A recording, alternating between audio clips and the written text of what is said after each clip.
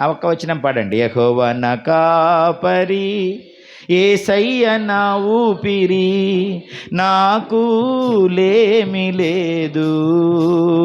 లోయలలో లోతులలో యెహోవా నా కాపరి, సంద్రములో సమరములో యేసయ్య నా ఊపిరి. యెహోవా నా కాపరి, యేసయ్య నా ఊపిరి, నాకు లేమి లేదు. లోయలలో లోతులలో యెహోవా నా కాపరి, సంద్రములో సమరములో యేసయ్య నా ఊపిరి. మనకున్న దేవుడు గొప్పవాడు. మన కొరతలన్నీ తీరుస్తాడు, మనకు నెమ్మది శాంతినిస్తాడు. డబ్బు కొనలేనివి దేవుడు ఎన్నో ఇస్తాడని మీకు ఎన్నోసార్లు చెప్పా. శాంతిని, విశ్రాంతిని, నిద్రను, ఆరోగ్యాన్ని, ఆకలిని దేవుడు అనుగ్రహిస్తాడు. జీవాన్ని ఇస్తాడు, ప్రాణాన్ని ఇస్తాడు, ఊపిరిని ఇస్తాడు. దేవుడు మనకెన్నో డబ్బుతో కొనలేనివి ఇస్తున్నాడు కనుక మనము దేవుని ఎప్పుడు స్తుతించాలి, మర్చిపోకూడదు. దేవుని కార్యాలు మర్చిపోకూడదు. Count your blessings. ఇప్పటికి ఎన్ని ఇచ్చాడో చూడు. మొన్న ఒకసారి, అంటే ఈ మంతే సెకండ్ సాటర్డే మన కాసర్బాద్లో ప్రార్థన జరిగితే ఒక ఇద్దరు భార్యాభర్తలు వచ్చినారు. ఆ అమ్మాయి పేరు రూతు అనుకుంటా, రూతు. ఇంకొక వాళ్ళ ఆయన పేరు ఏదో చెప్పింది, గుర్తులేదు నాకు. వాళ్ళిద్దరూ ప్రార్థనకు వచ్చారు. అయిపోయినాక కొంచెం అయ్యగారిని మా ఇంటికి వచ్చి ప్రార్థన చేయమని చెప్పరా, వస్తారా అయ్యగారు అసలా అని అడిగారట. వాళ్ళు ఎక్కడి నుంచో తెనాలి, రేపల్లి ఆ ప్రాంతం నుంచి అక్కడికి వచ్చారనమాట. వాళ్ళ చిన్నాన్న వాళ్ళు అక్కడ ఉంటే సోమేశ్వరరావుతోటి మన అక్కడ పరిచర్య చేస్తున్న తమ్ముడితోటి అడిగారంట, అయ్యగారిని కొంచెం మా ఇంటికి వచ్చి కొంచెం ప్రార్థన చేయమని చెప్పరా అని. అసలు వస్తారా మా ఇంటికి, మా లాంటి వాళ్ళ ఇంటికి అన్నారట. అప్పుడు సోమేశ్వరరావు అన్నాడంట, అట్లాగేం లేదు, ఎవరింటికైనా వస్తాడు, ఏం పెట్టినా తింటాడు, ఎక్కడైనా ఉంటాడు, అట్లా అసలు మీరు ప్రశ్నించకూడదు, వస్తాడు అయ్యగారు అని చెప్పారు.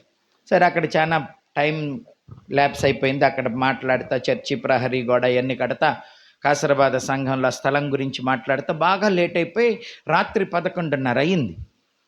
ఈ టైంలో ఏం పోతాంలే, ఇక రేపు పోదాము ఆగు అని చెప్పి నేను అన్నాను. లేదు, వాళ్ళు ఎదురు చూస్తున్నారు, ఇప్పుడే ఫోన్ చేశారు, వాళ్ళు ఎదురు చూస్తున్నారు అన్నారు. ఊరి బయట పిచ్చి చెట్లల్లో ఏమంటారు, తార్పాల్ పట్ట ఉంటుంది కదా, ఆ పట్టతోటి చిన్న గుడిసెలాగా వేసుకున్నారు. సరే, అక్కడికి వెళ్తే ఏంటి పిచ్చి చెట్లలో ఎక్కడ ఇల్లు అని అంటే, చిన్నగా ఇట్లాగా టెంట్ లాగా ఇట్లాగా వేసుకొని లోపల ఉన్నారు. లోపలికి వెళ్తే ఒక కుండ, 2 కుండలు, అన్నానికి ఒకటి, కూరకొకటి, అంతే. ఒక ప్లేటు, ఓ చిన్న పెట్టె, పడుకోవటానికి చిన్న పట్ట ఇంకొకటి ఉంది, అంతే. మంచం లేదు, చిన్న ఇల్లు, చుట్టూ పిచ్చి చెట్లు. వర్షం వస్తే పడుకుంటే నీళ్ళన్నీ, రోడ్డు మీద నీళ్ళన్నీ లోపలికి వచ్చినాయట, పడుకోవటానికి ప్లేస్ లేదట.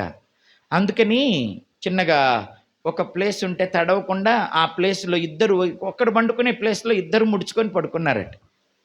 చుట్టూ పాములు తిరుగుతున్నాయంట, కానీ లోపలికి పాములు రాలేదట. ఇంటిలో మట్టే, బయట మట్టే, ఇంటిలో నీరు, బయట లోపల కూడా నీరే, బయట కూడా నీరే. చిన్న వస్తువులు ఉన్నాయి, కొద్ది వస్తువులు. నేను అసలు చూసి ఈ కాలంలో కూడా ఇట్టాగుంటారా అనుకున్నాను నేను. అంత పేదరికంలో ఉన్నారు. ఎక్కడ పడుకుంటున్నారు అన్నాను. ఇక్కడే పడుకున్నామన్నారు వాళ్ళు. అప్పుడు నేను సోమేశ్వరరావుతో చెప్పాను, వాళ్ళకు 2 పట్టే మంచం, పడుకునే మంచం, లేదా 3 పడుకోగలిగినంత వెడల్పాటి మంచం గట్టి పైపులతో చేపిచ్చి ఇవ్వు, నేను డబ్బులు పంపుతాను, వాళ్ళకు మంచం ఇవ్వు అని చెప్పి వచ్చేటప్పుడు చెప్పాను. నేను మరలా మీకు మంచం చేపించి పంపుతానమ్మా అన్నాను. 2 చేతులు జోడించి, థ్యాంక్స్ అన్నా, చాలా రోజులు నీళ్ళల్లో పడుకున్నామన్నా, చుట్టూ పాములేనన్నా, మట్టి అన్నా, మాకెవరు సహాయం చేసేవారు లేరన్నా, ఇక్కడ కూడా ఉండొద్దు వెళ్ళిపోమ్మంటున్నారన్నా, అమ్మా నాన్న చచ్చిపోయారన్నా, నాకెవరు దిక్కులేరన్నా, మా ఆయన సైకిల్ వేసుకొని అమ్ముకుంటున్నాడన్నా, ఎవరు లేరన్నా మాకు, మా వాళ్ళందరూ కూడా మమ్మల్ని ఇక్కడి నుంచి వెళ్ళిపోమ్మంటున్నారన్నా, మీ వాళ్ళు ఎక్కడున్నారన్నా, అదిగా పెద్ద బిల్డింగ్లో ఉంటున్నారన్న వాళ్ళంతా, ఆ పంచకు కూడా మిమ్మల్ని రమ్మని లేదమ్మా, వర్షంలో ఎవరు రమ్మని లేదన్న మమ్మల్ని, పంచకూడ రమ్మని లేదన్నా. సరే నేను మంచం పంపిస్తాను. సోమేశ్వరరావు సరుకులు కొని పంపించాడంట. అన్న ప్రార్థనకు వచ్చి ఆమె ఆవిడ యశోదక్కనుంది. ఆమె చౌదరి కమ్యూనిటీ నుంచి రక్షించబడింది. మందిరంలో చాలా సపోర్టివ్గా ఉంటుందా అక్క, ఆమెకు కొట్టుంది. అక్కడికి వెళ్ళి చెప్తే వాళ్ళకు కొంచెం సరుకులు ఇవ్వమంటే 1 నెలకి గాను సరుకులు ఇచ్చారట. అవి వండుకొని తింటున్నామన్నా. బట్టలు కొద్దిగా ఉన్నాయి, నేను బట్టలు పంపిస్తాను మీకు, నేను మంచం చేపించి పంపిస్తాను. ఏంటమ్మా ఇంత పేదరికంలో ఉన్నారు, ఎవరు పట్టించుకోవట్లేదన్నా. మీరు రారనుకున్నానన్నా. నేను మా గుడిసెలోకి వచ్చారన్నా. నేను చెప్పాను, దేవుడు మిమ్మల్ని కోరుకుంటున్నాడు, దేవుడు మీకు సహాయం చేస్తాడు, నమ్మకంగా ఉండండి, ప్రభు మిమ్మల్ని హెచ్చిస్తాడు. ఎందరో గుడిసెల్లో ఉన్న వాళ్ళని దేవుడు అంతఃపురాల్లోకి హెచ్చించాడు, మిమ్మల్ని కూడా అలా హెచ్చిస్తాడు, నమ్మకంగా ఉండండి ప్రభుకి అని చెప్పాను. చాలామందికి కృతజ్ఞత లేదు, కౌంట్ చేసుకోరు, దేవుడు ఎన్ని చేశారో చూడరు, ఏమి లేవో అదే చూస్తుంటారు. నాకు అది లేదే, నాకు దేవుడు ఏం చేశాడు, నాకేమి ఇచ్చాడు, నాకేం పెట్టాడు. ఇచ్చిన ఎన్నో వీళ్ళతో పోల్చుకుంటే నేను కనీసం వాళ్ళిద్దరి ఫోటో, వాళ్ళ గుడిసె ఫోటో తేవాల్సింది, వాళ్ళ ఇంట్లో ఉన్న వస్తువుల ఫోటో తెచ్చి మీకు చూపించాల్సింది. ఫోటోలు తీస్తే బాగోదని వాళ్ళు బాధపడతారేమోనని ఫోటో తీయలేదు. కానీ చాలా పేదరికం, చాలా నిరాదరణ. ఎటు పాములు వస్తాయో తెలియదు. వర్షం వస్తుంటే బట్టలు తడిచిపోతుంటే ఆ చిన్న పట్టాన్ని జరుపుకుంటా పడుకుంటున్నారు. చిన్న ఇళ్ళు, అది కూడా వేసుకోవటానికి మా బాబాయ్ సహాయం చేశాడన్నా. ఏ మాటకా మాట చెప్పుకోవాలి. కానీ గుడిసేసి ఇచ్చాడు, కానీ ఏం తింటున్నారు, ఏం తినట్లేదు, పట్టించుకోవట్లేదన్నా. చాలా రోజులు పస్తుపడుకున్నామన్నా. దేవుని పిల్లలే మాకు సహాయం చేశారన్నా. ఎన్నున్నాయి నీకు వాళ్ళతో పోల్చుకుంటే? ఎంత కృతజ్ఞత కలిగి ఉండాలి, ఎంత దేవుణ్ణి స్తుతించాలి నువ్వు. ఇదిలా ఉండగా మరలా గర్భస్రావం జరిగిందంట. గర్భం పోయింది. దేవుడు లేకుండా తిరుగుతున్నారు. నేను చెప్పాను, దేవునిలో నిలకడగా ఉండండి, దేవుణ్ణి వదిలిపెట్టబాకండి, దేవుడు మిమ్మల్ని హెచ్చిస్తాడు. మీరున్న ఈ పొక్కునూరులో, మీరు ప్రార్థనకు వచ్చిన కాసరబాదలో, ఈ చంద్రలపాడులో ఎంతోమంది మీకంటే హీన స్థితిలో ఉన్న వాళ్ళని దేవుడు పైకి తెచ్చాడు. కాబట్టి దేవుడు అందరిని హెచ్చిస్తాడు, పోషిస్తాడు, నడిపిస్తాడు, ఎవరిని వదిలిపెట్టడు, మొక్కలాగా నిన్ను వృద్ధి పొందిస్తాడు. అయితే నీకు ఉండాలి కృతజ్ఞత, కాసింత లెక్క పెట్టుకోవాలి. దేవుడు చేసిన కార్యాలన్నీ వెనక్కి తిరిగి అప్పుడు ఎవరు కృతజ్ఞతగా ఉంటారో వారు ప్రభువుని స్తుతించగలుగుతారు, వారు ప్రభువుని అంటుకొని ఉండగలుగుతారు. ఈ కృతజ్ఞత లేని వారు కఠిన హృదయులై కూలిపోతారు, గర్విష్ఠులై నశించిపోతారు. అందుకే ఎల్లప్పుడూ కౌంట్ యువర్ బ్లెస్సింగ్స్, మర్చిపోబాకండి. వెనక్కి తిరిగి గుర్తుపెట్టుకోండి, మునుపటి నీ స్థితిని గుర్తు చేసుకోవాలి తప్పకుండా. అర్థమవుతుందా? అలాగా ప్రభు పట్ల ఎప్పుడు మనము కృతజ్ఞత కలిగి ప్రభువును వెంబడించేవారుగా ఉండాలి. లేకపోతే మనము నశించిపోతాము. ప్రభువును వెంబడించాలి. రాత్రి మనం చదివిన వాక్యం చూసుకొని ఆ తర్వాత దానికి అనుబంధంగా మరొక వాక్యంలోనికి మనం వెళ్దాం. హెబ్రీలకు రాసిన పత్రిక 10వ అధ్యాయము 27, 28, 29, 37, 38, 39 వచనాలు రాత్రి మనం చదువుకున్నాం. రాత్రి కొంత నిద్రమత్తు, కొంత మెలకువతోటి విన్నారు. కానీ ఈరోజు వాక్యం వినాలి. ఇప్పుడు కూడా మళ్ళీ మీరు నిద్రకు ఆహ్వానం పలకబాకండి, మెలకువగా ఉండి దేవుని వాక్యాన్ని వినండి. ఇక కాలము బహు కొంచెముగా ఉన్నది, వచ్చుచున్నవాడు ఆలస్యం చేయక వచ్చును. నా ఎదుట నీతిమంతుడైన వాడు విశ్వాసమూలముగా జీవించును గాని అతడు వెనుక తీసిన ఎడల అతని యందు నా ఆత్మకు సంతోషం ఉండదు. అయితే మనము నశించుటకు వెనుక తీయు వారము కాము గాని ఆత్మను రక్షించుకొనుటకు విశ్వాసము గలవారమై ఉన్నామా అనేది ఇప్పుడు నా ప్రశ్న. ఉన్నాము అని ఆయన అంటున్నాడు. ఆయన ఎవరికి లెటర్ రాశాడో ఆ హెబ్రీలు కూడా ఉన్నట్టున్నారు. మరి మనం ఉన్నామా లేదా అన్నది స్వపరీక్ష చేసుకోవాలి. ఆత్మను కాపాడుకొనుటకు, ఆత్మను రక్షించుకొనుటకు ఏమీ కాపాడుకోలేం, కేవలము ఆత్మను మాత్రమే మనము రక్షించుకోగలం. ఎందుకనంటే ఈ లోకంలో ఉన్నవేవి కూడా మరణించిన తరువాత మన వెంట రావు. మరణించిన తరువాత నిత్య జీవాన్ని దేవుడు మనకు వాగ్దానం చేశాడు. మీకు ఇందాక ఓ మాట చెప్పాలని ఆత్మ ప్రేరేపించబడింది వాక్యం చదివేటప్పుడు. దేవుడు వర్తమానానికి భవిష్యత్తుకు రెండిటికి దేవుడే. గతానికి కూడా ఆయన దేవుడే. గతమెట్ట దాటొచ్చాం కాబట్టి ఇక గతంతో మనకు పని లేదు. ఏమంటారు? దేవుడు భూత వర్తమాన భవిష్యత్ కాలాలలో ఉన్నవాడు. వీటన్నిటిలో ఆయన మనకు సరిపోయినవాడు, మన కాపరి. ఆయన గతంలో మనకు తోడుండి వర్తమానానికి నడిపించాడు, వర్తమానంలో నడిపించి భవిష్యత్తుకు కూడా తీసుకువెళ్తాడు. కనుక దేవుడు భూత వర్తమాన భవిష్యత్ కాలములలో ఏకరీతిగా ఉన్నవాడు, సర్వశక్తిమంతుడు. ఆయన నిత్య కాపరి, గొప్ప కాపరి, ప్రధాన కాపరి, మంచి కాపరి. కాబట్టి ఆయనతో మన జీవితం సురక్షితం, ఆయనతో మన జీవితం భద్రంగా ఉంటుంది, సమృద్ధిగా ఉంటుంది. కాబట్టి దేవునితోనే మనము జీవించాలి, దేవుని కాపుదలలోనే బ్రతకాలి, దేవుని సన్నిధిలోనే బ్రతకాలి. ఆయన దుడ్డుకర్ర దండము నీడలోనే బతకాలి. ఆయన దుడ్డుకర్ర దండం దాటిపోకూడదు, ఆయన దొడ్డిని దాటిపోకూడదు. దేవుని దొడ్డి అంటే సంఘం, దేవుని ఆజ్ఞలు ఆయన వేసే కంచె.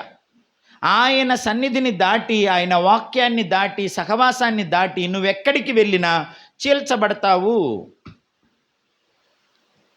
చీల్చటానికి గొర్రెలను, క్రూర మృగాలు ఎట్లాగైతే ఉంటాయో ఈ లోకంలో, అట్లాగే మనల్ని కూడా చిక్కించుకొని నాశనం చేస్తుంది ఈ లోకం, దాని ఆశలు. కనుక ఎప్పుడు దేవుని సంరక్షణలో పిల్లలు, పెద్దలు, యవనులు, వృద్ధులు అందరూ చచ్చేదాకా ఉండాలి, మరణించేదాకా ప్రభువుతోనే ఉండాలి. అప్పుడే నీ ఆత్మ, నీ శరీరం రెండు కూడా క్షేమంగా ఉంటాయి. వర్తమానంలో నీ శరీరం, భవిష్యత్తులో నీ ఆత్మ రెండు దేవునితోనే భద్రంగా ఉంటాయి, సురక్షితంగా ఉంటాయి. దేవుడు లేకపోతే, దేవుని మార్గాన్ని విడిచిపెడితే నీకు వర్తమానంలో నీ శరీరము, నీ భౌతిక జీవితం, భవిష్యత్తులో నీ ఆత్మీయ జీవితం రెండూ నష్టపోతావు. కాబట్టి గతం ఎలాగూ గడిచిపోయింది, వర్తమానంలో ఉంటున్నాం, ప్రస్తుతం ప్రజెంట్ టెన్స్లో. ఇక్కడ నువ్వు క్షేమంగా ఉండాలి. ఆ తర్వాత రాబోయే కాలంలో కూడా నువ్వు భద్రంగా ఉండాలి. కుమారి, నన్నే చూడాలి. నువ్వు నిద్రపోవట్లేదులే, నన్ను చూడు. ఓకే, మీ కళ్ళు నా మీదే పెట్టండి. నిద్ర వచ్చే అవకాశం లేకుండా, పరధ్యానం లేకుండా. నువ్వు రాత్రి అంతా తిరుగుతున్నావు, ఇప్పుడు కూడా తిరుగుతున్నావు. తిరగకుండా కూర్చో, కూర్చో, సరిగా ఇటు తిరుగు. ఓకే, శ్రద్ధగా దేవుని మాటలు వినాలి. ఓకేనా? దేవుడు మన వర్తమానాన్ని, మన భవిష్యత్తును మనకు గ్యారంటీ ఇస్తాడు. దేవుడు గ్యారంటీ ఇచ్చాడంటే ఆ గ్యారంటీ తప్పిపోయేది ఉండదు. ఆయన నిత్యము మనల్ని భద్రం చేస్తాడు. కనుక మనము ఆయనను వెంబడించాలి. వెంబడించకపోతే నశించిపోతాము. వెనుతిరగకూడదు అని చెప్పాను. ఈ వెనుతిరగకూడదు అనే అంశం మీద మీకు దేవుడు నడిపించినంత వరకు బోధిస్తాను. ఈ వారం కానీ, మరలా వచ్చే నెల కానీ. అట్లాగా రాత్రి కొన్ని విషయాలు చెప్పాను. మనం వెనుతిరగకూడదని, దేవుణ్ణి వెంబడించాలని. ఓకేనా? ఇప్పుడు కూడా వెనుతిరిగిన వారు, వెనుతిరగని వారి జీవితంలో జరిగిన విషయాలు కొన్ని మీ ముందు పెడతాను. భక్తి మార్గంలో వెనుతిరగకూడదు. ఆయన కాపుదల నుంచి, ఆయన సన్నిధి నుంచి మనము దూరం అవ్వకూడదు. తిరిగి వెళ్ళటం అనేది, వెనుకకు జారటం అనేది మన జీవితాలకు క్షేమము కాదు అని మీకు తెలియజేస్తున్నాను. రూతు గ్రంథం ఒకసారి కనుక మీరు చూస్తే, అక్కడ 7వ వచనం మనం చదువుదాం. 1వ అధ్యాయం 7వ వచనం. రూతు గ్రంథము 1వ అధ్యాయము 7వ వచనం. అప్పుడు ఆమె ఉన్న స్థలము నుండి ఆమెతో కూడా ఆమె 2 కోడండ్రును బయలుదేరి యూదా దేశమునకు తిరిగిపోవలెనని మార్గమున వెళ్ళుచుండగా. తిరిగిపోవాలి అని అంటే అక్కడి నుండే వచ్చారనమాట. ఎందుకు వచ్చారో ఏమిటో తర్వాత మీకు చెబుతాను. కానీ ఇప్పుడు కొన్ని మాటలు మీరు చూడాలి.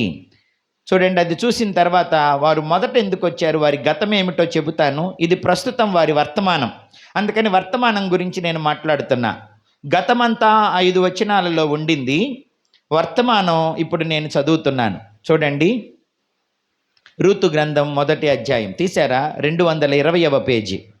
పాత నిబంధన గ్రంథంలో 220వ పేజీ రూతు గ్రంథము 1వ అధ్యాయము 7వ వచనం. అందరు నాతో కలిసి చదవండి, చదువు వచ్చిన వాళ్ళందరూ.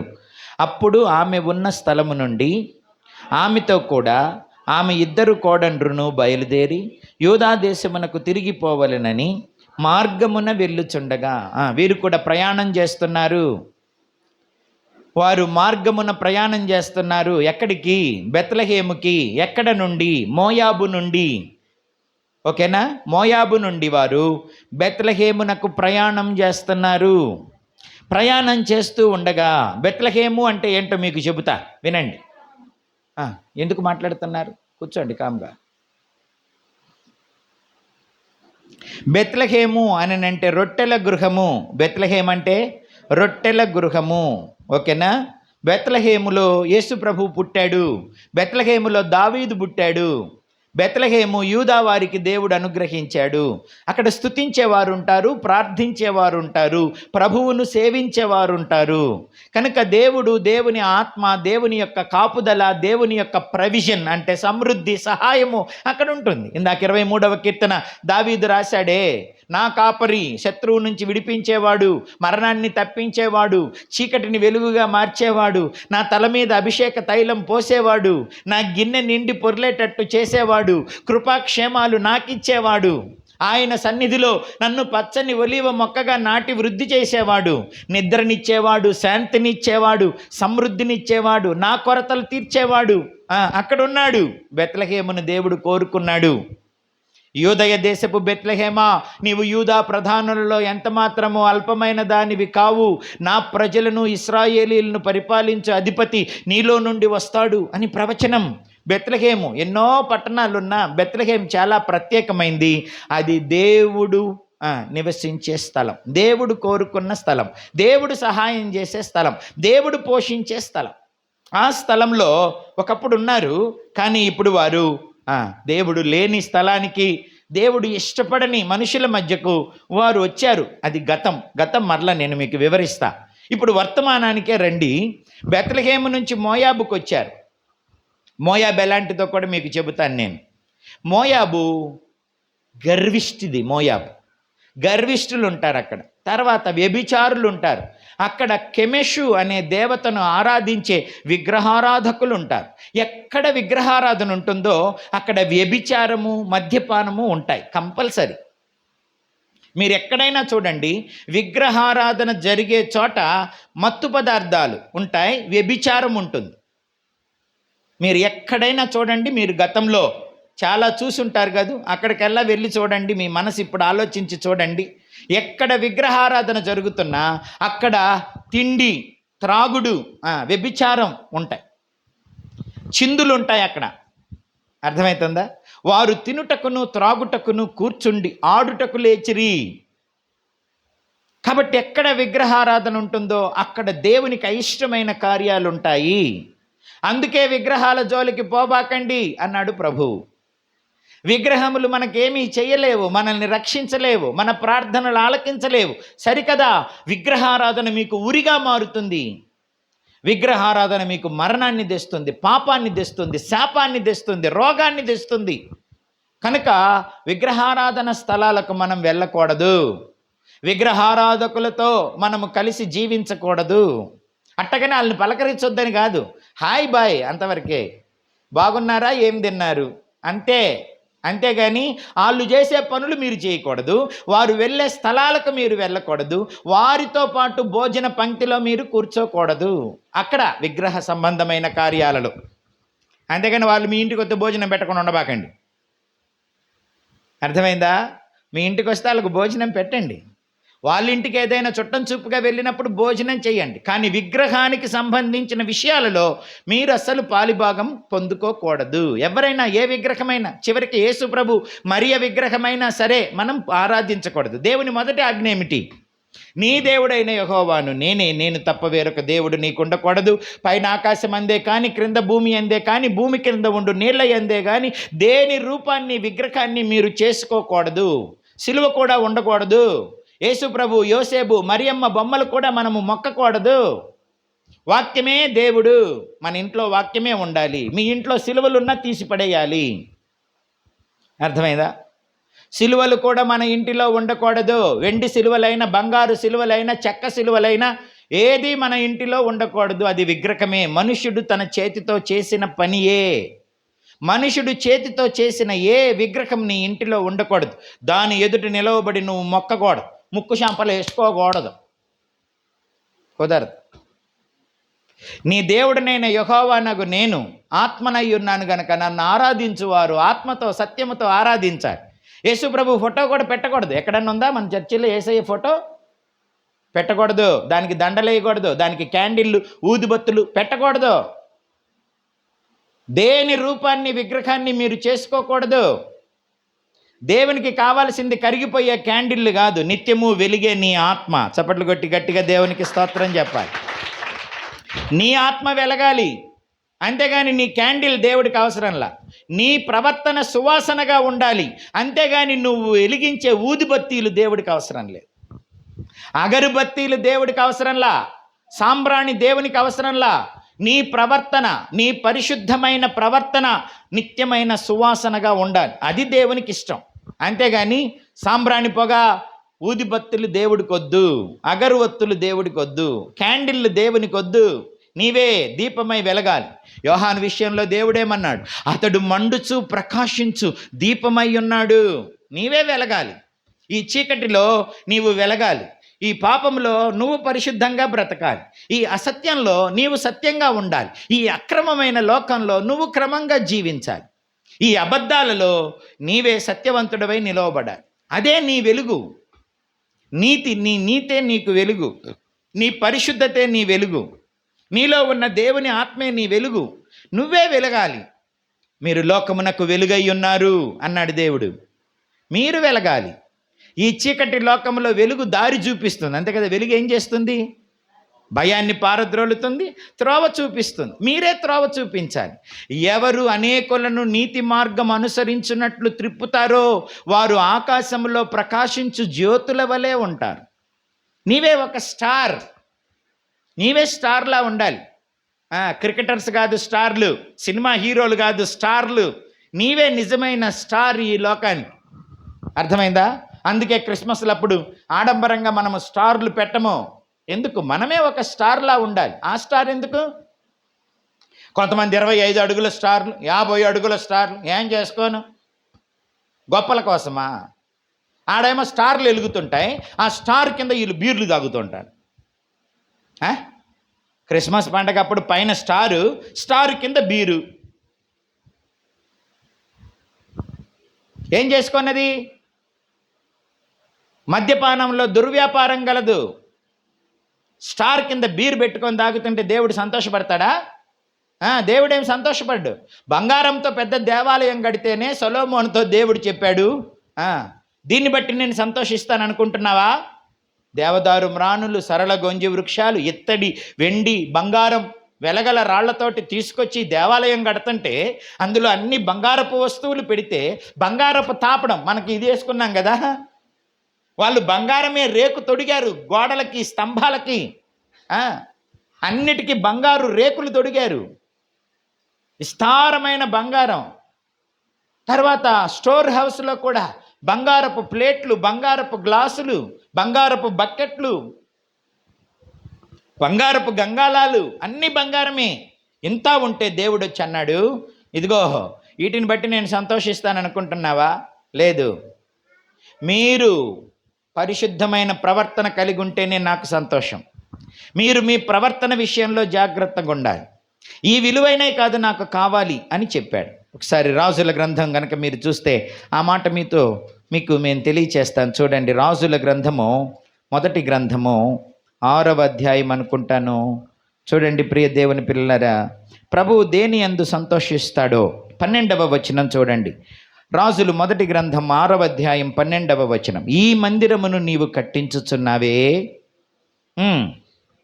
నీవు నా కట్టడలను న్యాయ విధులను అనుసరించి నడుచుకొనుచు నేను నియమించిన ఆజ్ఞలన్నింటినీ గైకొనిన ఎడల నీ తండ్రి అయిన దావీదుతో నేను చేసిన వాగ్దానమును నీ పక్షముగా స్థిరపరచెదను.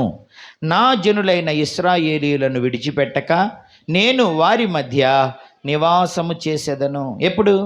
ఎప్పుడు చెప్పండి? నా కట్టడలను న్యాయ విధులను అనుసరించి నడుచుకొనుచు నేను నియమించిన ఆజ్ఞలన్నింటినీ గైకొనిన ఎడల నీ తండ్రి అయిన దావీదుతో నేను చేసిన వాగ్దానమును నీ పక్షముగా స్థిరపరుస్తాను. అర్థమవుతుందా? నేను మిమ్మల్ని విడిచిపెట్టక మీతో ఉంటాను. మీరు గనక నా ఆజ్ఞలు పాటించకపోతే నేను మీతో ఉండను, మిమ్మల్ని వదిలిపెట్టి వెళ్ళిపోతాను అని ప్రభువు చాలాసార్లు చెప్పాడు. ఈ మందిరాన్ని కూడా కూలదోస్తాను అని చెప్పాడు. అలాగే కూలదోసేశాడు.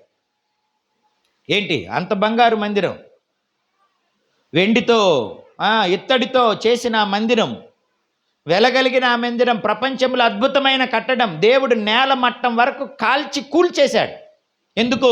మీరు నా మాట వినకపోతే నేను దీంట్లో ఉండను, నేను మీతో ఉండను, మిమ్మల్ని వదిలిపెడతా, మిమ్మల్ని శత్రువుకు అప్పగిస్తా అని చెప్పాడు.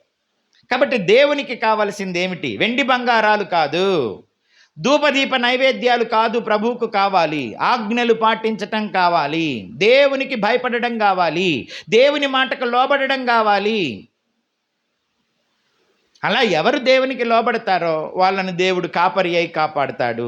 ఎవరు దేవుణ్ణి వదిలిపెట్టి వెళ్ళిపోతారో వాళ్ళని దేవుడు కూడా వదిలేస్తాడు. దేవుడు వదిలేస్తే, కాపరి గొర్రెను వదిలేస్తే అవి చేల్చబడినట్లు మనం కూడా చేల్చబడతాం. కనుక ఏ విగ్రహాన్ని మనం చేసుకోకూడదు. యేసయ్య విగ్రహం కూడా నాది చేయండి, ఎవరిది చేయబాకండి అన్నాడా? నాది కాదు, ఎవరిది చేయకూడదు. నేను ఆత్మను, నన్ను ఆరాధించువారు ఆత్మతో సత్యముతో ఆరాధించాలి. వాక్యం ఉండాలి అంతే. మన ఇంటిల్లో వాక్యమే దేవుడు, దేవుడే వాక్యం. ఎటు చూసినా వాక్యం కనపడాలి. వంట రూమ్లో ఓ వాక్యం, డానీ వాళ్ళ ఇంటికి వెళ్ళాను, బెడ్రూమ్లో ఒక వాక్యం, వంట రూమ్లో ఒక వాక్యం, హాల్లో ఒక వాక్యం. ఎక్కడున్న గోడల నిండా వాక్యం ఉండాలి అంతే. మీ అందరిళ్ళల్లో అది ఉండాలి. అది తప్ప ఇంకేం ఉండకూడదు. సరేనా? వాక్యమే. ఏమున్నా ఇప్పుడు ఇంటికి వెళ్ళిపోగానే తీసేసేయండి. మీ విషయంలో నేను ఒకటి సంతోషిస్తున్నాను. ప్రతి రేయి మొదటి జామున ఒక అర్ధగంట అయినా ప్రార్థన చేయండి అని చెప్పాను. అలాగూ మీరు ప్రార్థన చేసుకుంటున్నారని తెలిసి సంతోషిస్తున్నాను. అన్నపూర్ణ వచ్చి ప్రార్థన చేసి వెళ్తాంది, చూశాను కల్లారా. మీరు కూడా వచ్చి చేసి వెళ్తున్నారు అని విన్నాను, అది సంతోషం. ఎంతమంది వస్తున్నారో ఎంతమంది రావట్లేదో మీకే తెలియాలి. కానీ కొందరైనా చేస్తున్నందుకు నేను సంతోషపడుతున్నాను.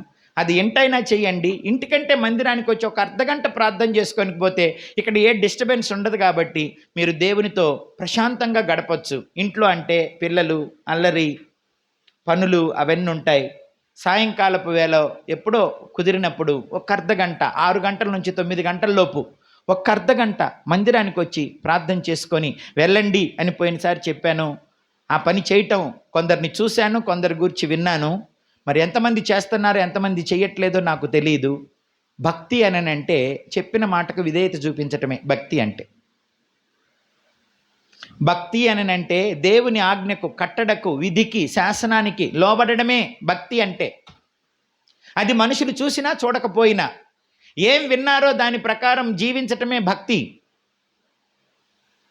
కాబట్టి క్రమమైన ప్రార్థన, ఇంట మీకు కుటుంబారాధన ఉండాలి, అది కూడా చెప్పాను. భోజనానికి ముందు అందరూ కలిసి కూర్చొని ప్రార్థన చేసుకొని ఒక వాక్యం చదువుకొని ఒక పాట పాడుకొని అన్నం తినండి. కుటుంబ ప్రార్థన ఉండాలి. అలాగే వ్యక్తిగతంగా నీకు కూడా ప్రతి సాయంత్రం ఒక అర్ధగంట అయిన దేవునితో గడిపే అనుభవం మీకు ఉండాలి. ఈ రెండు మిమ్మల్ని దేవునితో అంటుకట్టి దేవుని జీవం మీలోకి వచ్చేటట్లుగా చేస్తుంది. కనుక మీరు లోకానికి వెలుగు, మీరే వెలగాలి, మీరే సువాసన, మీ ప్రవర్తనే సువాసన, మీ పరిశుద్ధ ప్రవర్తన దేవునికి సువాసన, అది కలిగి ఉండాలి. పవిత్రతను పోగొట్టుకోబాకండి. దేవుడు వర్తమానానికి దేవుడు, భవిష్యత్తుకు దేవుడు, గతానికి కూడా దేవుడే. గతంతో మనకు ఎలాగూ పని లేదు, అనుభవాలు తప్ప. అప్పుడు అట్ట చేశాం, ఇప్పుడు ఎట్టయింది, అప్పుడు అట్ట చేశాం కనుక ఇప్పుడు ఇది అనుభవిస్తున్నాం అని గుర్తు చేసుకోవటానికి, జాగ్రత్త పడటానికి తప్ప ఇప్పుడు గతానిలోకి వెళ్ళి మనం ఏం మార్చలేం. ఏమంటారు? గతంలో చెడ్డ పనులు చేశాం, మనం ఏమన్నా మార్చగలమా?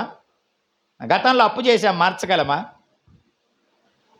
గతంలో అవమానకరమైన పనులు చేశాం, మార్చగలమా? మార్చలేం. గతాన్ని మార్చలేం. కానీ గతాన్ని దృష్టిలో పెట్టుకొని వర్తమానాన్ని మార్చుకోవచ్చు. వర్తమానం మార్చుకుంటే భవిష్యత్తు బాగుంటుంది. అర్థమవుతుందా? కాబట్టి గతాన్ని ఒక గుణపాఠంగా చేసుకోవాలి. ఎప్పుడు కూడాను వర్తమానాన్ని జాగ్రత్త చేసుకోవాలి. అప్పుడే భవిష్యత్తు దీవెనకరంగా ఉంటుంది. దేవుణ్ణి వెంబడించటంలో వెనుదిరగకూడదు. ఆజ్ఞలు పాటిస్తేనే ప్రభు సంతోషిస్తాడు. విగ్రహారాధన మనము చేయకూడదు. విగ్రహారాధికులతో మనం కలిసి జీవించకూడదు. వారు చేసే పనులు మనం చేయకూడదు. వారి స్థలాలకు మనము వెళ్ళకూడదు.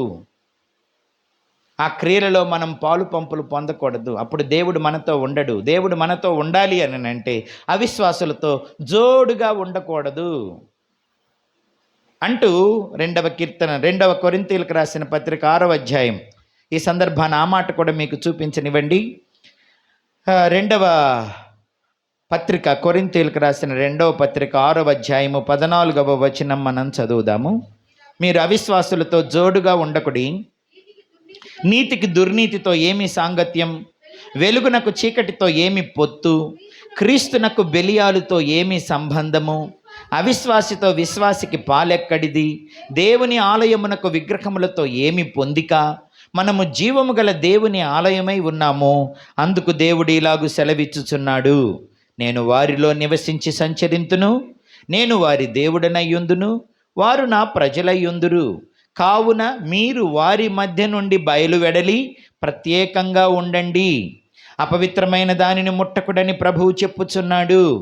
మరియు నేను మిమ్మును చేర్చుకొందును, మీకు తండ్రినయ్యుందును, మీరు నాకు కుమారులను కుమార్తెలునై ఉందురని సర్వశక్తి గల ప్రభువు చెప్పుచున్నాడు.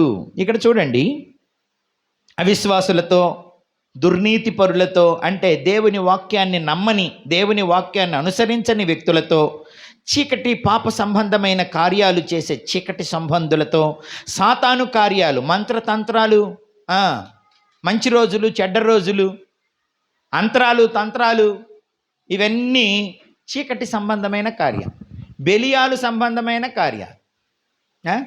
ఏదన్నా శుభకార్యం పెట్టుకుంటే ఇప్పటికి కూడా ముహూర్తాలు చూసుకొని వస్తున్నా. ముహూర్తములు చూడకూడదు. ముహూర్తాలు చూస్తే దేవుడికి కోపం వస్తుంది. అన్నీ మంచి రోజులే. పెళ్ళికి ముహూర్తం, బారసాలకు ముహూర్తం, అన్నప్రాసకు ముహూర్తం, ప్రయాణానికి ముహూర్తం. ఏంటికి ముహూర్తాలు? ముహూర్తాలు చూస్తే దేవుడు కోప్పడతాడు. దేవుణ్ణి సంతోషపెట్టాలి, కోప్పపెట్టకూడదు దేవుణ్ణి. దేవుడికి కోపం వస్తే మనం చెదిరిపోతాం, మనం పాడైపోతాం. సరేనా? దెబ్బలు తింటాం. ముహూర్తాలు చూడకూడదు, అగ్నిగుండాలు దాటకూడదు, శకునాలు చూడకూడదు, చేతులు చూపించుకోకూడదు, పచ్చలు పొడిపించుకోకూడదు. ఇప్పుడు ఫ్యాషన్ అయిపోయింది పచ్చలు పొడిపించుకోవటం. పచ్చలు పొడిపించుకోవటం ఇప్పుడు ఫ్యాషన్ అయిపోయింది. పచ్చ పొడుచుకుంటే ఒళ్ళు పగలగొట్టావు అక్కడికి చంద్రలపాళ్ళు, మామూలు గొట్ల. ఎవరికి కనపడకుండా ఎడబొడిపించుకున్నాడు. ఎడబొడిపించుకొని వాళ్ళ అమ్మలు చూడకుండా, నేను చూడకుండా ఇట్ట మూసేస్తున్నాడు. ఇంకెక్కడన్నా పొడిపించుకుంటే, ఇప్పుడు ఎడబొడిపించుకుంటున్నారు కొంతమంది, కొందరు ఎడబొడిపించుకుంటారు, కొంత ఒళ్ళంతా పొడిపించుకుంటున్నారు అనుకోండి. ఒళ్ళంతా ఏందో పేపర్లు వేసేసుకుంటున్నారు, పూలు వేసుకుంటున్నారు, తేళ్ళు వేసుకుంటున్నారు, పుర్రె బొమ్మలు వేసుకుంటున్నారు. ఏం పిచ్చి పనులండి అవన్నీ అసలు. ఎముకలు, పుర్రెలు, దెయ్యాలు, తేళ్ళు, పాములు, ఏంటి ఒంటి మీద అవన్నీ. దేహం దేవుని ఆలయం. దాన్ని ఎవడైనా పాడు చేస్తే దేవుడు వాడిని పాడు చేస్తాడు. నీ దేహం నీ సొత్తు కాదు, నీ ఇష్టం వచ్చినట్టు చేయడానికి. అది దేవుని ఆలయం. నీ అందం, నీ ఆరోగ్యం, నీ అవయవాలు, నీ జీవం, నీ ప్రాణం, నీ రక్తం అంతా దేవుడిచ్చింది. నీ ఇష్టం వచ్చినట్టు చేస్తావు దాంతో. నా దేహం నా ఇష్టం అనొద్దు. ఇది నీది కాదు అంటున్నాడు దేవుడు. నేనిచ్చా, అది నా పరిశుద్ధాత్మక నిలయంగా ఉండడానికి ఇచ్చా. దాన్ని ఇష్టం వచ్చినట్టు ఆడుతావా? కొంతమంది కోపం వస్తే కోసుకుంటారు. అమ్మ మీద కోపం వస్తే, నాన్న మీద కోపం వస్తే, వాళ్ళ మీద వాళ్ళకు కోపం వస్తే కస కస కస కస బ్లేడ్ తీసుకొని కోసుకుంటారు. ఏం పిచ్చది? నేను కూడా ఒకప్పుడు అట్ట చేసినోడిని. నాకు కోపం వస్తే నేను గోడకేసి కొట్టుకుంటా తలని. ఎంత అని అంటే తల బొప్పి గట్టి రక్తం గోడకు అవ్వాలి, అట్ట కొట్టుకుంటా. దయ్యాలు బట్టి ఉండి చేసే పని అది. అప్పుడు దయ్యాలు ఉన్నాను కాబట్టి, దయ్యాలు బట్టి ఉన్నాయి కాబట్టి నాకు అట్ట కొట్టుకున్నాను. కోపం వస్తే నీ ఇష్టమా? దేహాన్ని పాడు చేస్తావా? దేహం దేవుని ఆలయం, అది పరిశుద్ధంగా ఉండాలి, అది పరిశుద్ధాత్మక నిలయంగా ఉండాలి. అంతేగాని నీ దేహాన్ని ఇష్టం వచ్చినట్టు నాశనం చేయకూడదు. చేస్తే దేవుడు లెక్క అడుగుతాడు. అర్థమవుతుందా? ఆ దేహాన్ని పవిత్రంగా పరిశుభ్రంగా ఉంచుకోవాలి. పచ్చలు పొడిపించకూడదు. ఏడ పొడిపించుకున్నాడు వాడు, ఏడ పొడిపించుకొని కనపడకుండా ఇట్ట పెట్టుకున్నాడు. నాకు అట్టంటోటి మీదే పడుతుంది కన్ను, ఎప్పుడు పడుతుందో. అసలు అంతా బాగున్న బాగలేంది ఏదో దాని మీదే పడిద్ది నా కన్ను. అసలు ఎవరికి కనపడవన్నీ నీకే కనపడతాయి. నేను ఎప్పుడు కూడాను పవిత్రతను కోరుకుంటాను, నీతిని కోరుకుంటాను, క్రమాన్ని కోరుకుంటాను. ఏది అక్రమమో, ఏది అపవిత్రంగా ఉందో, ఏది మచ్చ ఉందో అక్కడే పడుతుంది నా కన్ను. అది కూడా ఉండకూడదనేది నా ఉద్దేశం, అంతే. ఆ మచ్చ కూడా మీలో ఉండకూడదనేది నా ఉద్దేశం. మడత మచ్చ కలంకం లేని నిష్కలంకమైన వ్యక్తులుగా మీరు ఉండాలి. మిమ్మల్ని అలా తీర్చిదిద్దాలి. అదే నా లక్ష్యం. నేను చచ్చిపోయేలోపు అది చెయ్యాలని కోరుకుంటున్నా మిమ్మల్ని అందరినీ.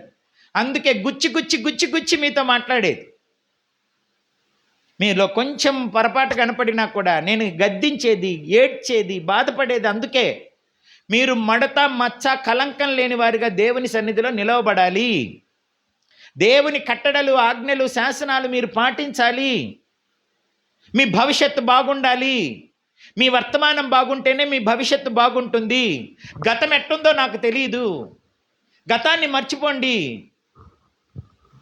గతంలో మార్చుకోవాల్సినవి ఉంటే ఇప్పుడు మార్చుకోండి. గతంలో పునరుద్ధరించుకోవాల్సినవి ఉంటే ఇప్పుడు పునరుద్ధరించుకోండి.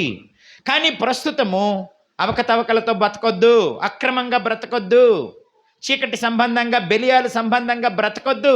గతమేదో పోయింది. ఆ గతపు తాలూకు బాధలే ఇప్పుడు మనం అనుభవిస్తున్నాం. ఈ బాధలను మనం మార్చుకోవాలి. ఈ స్థితిని మనం మార్చుకోవాలి. మరింత దీవెనకరమైన భవిష్యత్తులోనికి వెళ్ళాలి. అలా వెళ్ళాలి అని అంటే ఇప్పుడైనా దేవుడిచ్చిన అవకాశాన్ని జాగ్రత్త చేసుకోవాలి.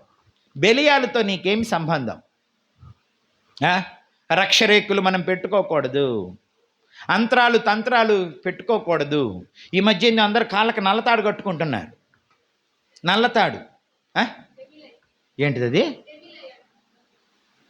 అర్థం కాలేదమ్మాయి. డెవిల్ అయ్యా? ఓహో, ఏంటి తాడు పేరా? నాకు ఇప్పుడే తెలుస్తోంది.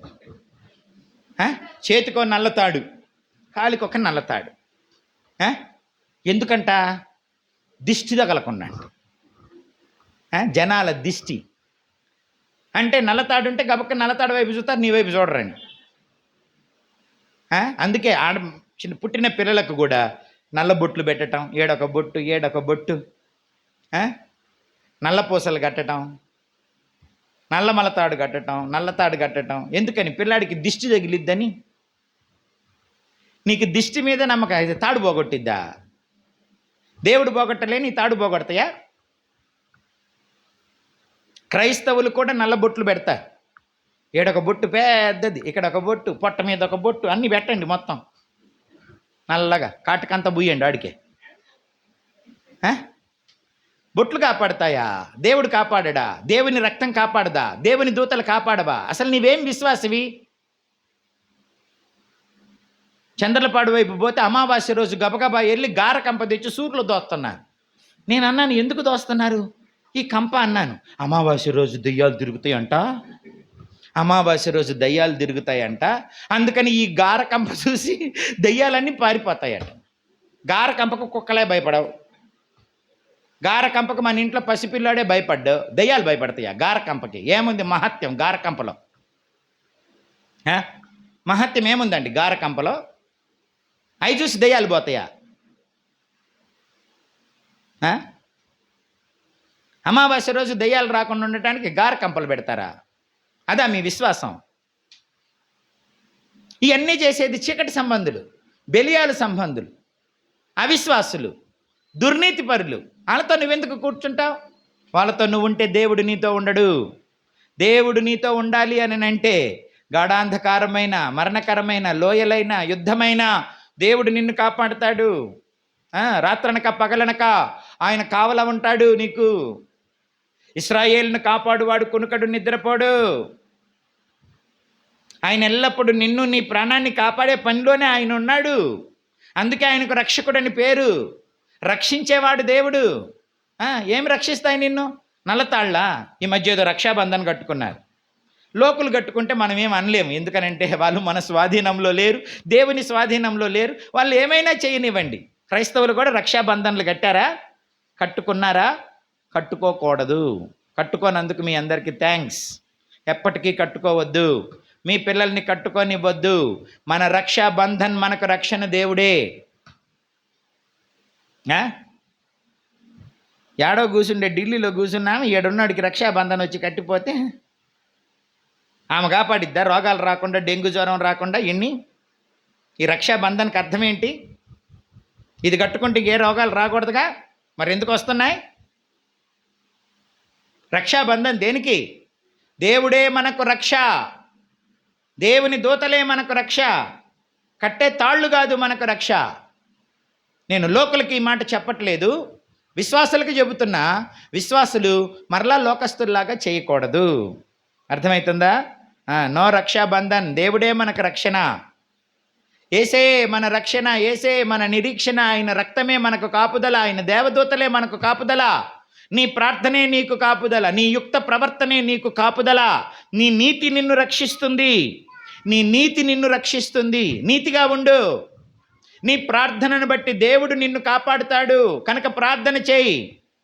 నీ భక్తి నిన్ను కాపాడుతుంది కనుక భక్తి చేయి. నీ సాక్ష్యం నిన్ను కాపాడుతుంది కనుక సాక్ష్యం కాపాడుకో. అంతేగాని రక్షాబంధన్లు మనకు అవసరం లేదు. అర్థమవుతుందా? నో రక్షాబంధన్. ఒకవేళ కట్టుకుంటే ఇక కట్టుకోబాకండి ఈ రోజుతోటి. ఎరా నువ్వేదో కట్టుకున్నట్టున్నావే, ఇప్పుడు లేవులే, అప్పుడు కట్టుకున్నావా లేదా, కట్టించుకున్నావా లేదా అని. ఓకే, సంతోషం. ఇక కట్టుకోబాక, మంచిది. గట్టిగా తలూపుతున్నాడు, ఇక చేయను అన్నట్టు. అందుకని చేసావా గతంలో అని అడుగుతున్నాను. మీకు సత్యం బోధించటమే నా పని. నేను తింటుంది, బతుకుతుంది, పని చేస్తుంది. అందుకే మిమ్మల్ని వెలుగులుగా మార్చాలి, మిమ్మల్ని దేవునికి ఇష్టడుగా మార్చాలి. దేవుని కోపానికి మీరు గురి కాకూడదు. ఇదే నా కర్తవ్యం. నేను బతికింది అందుకే, దేవుడు నన్ను బతికిస్తుంది అందుకే. శ్రీను, బాగున్నావా? నిద్రతో పోరాడుతున్నావా? రాత్రి రాలేదుగా ప్రార్థనకి, మళ్ళీ ఇప్పుడు కూడా నిద్రపోతున్నావు ఎందుకు? ఓకే, ఉన్నారా ఇక్కడే? మళ్ళీ రండి, వాక్యం చదువుదాం. విగ్రహాల జోలికి పోబాకండి, చీకటి సంబంధమైన కార్యాలు చేయబాకండి. పసుపు, మంత్రతంత్రాలు, రక్షరేకులు, తాయెత్తులు ఏమీ వద్దు మీకు. దేవుణ్ణి ఆశ్రయించండి, దేవుడు మిమ్మల్ని కాపాడుతాడు. గుడివాడలో నేను పనిచేస్తున్నప్పుడు కోటేశ్వరమ్మని ఆ వాడకట్టు మీద ఒక ఆవిడ ఉండేవారు. వాళ్ళ కొడుకు గుండెపోటుతో చనిపోయాడట, ఏదో చేతబడి చేశారట.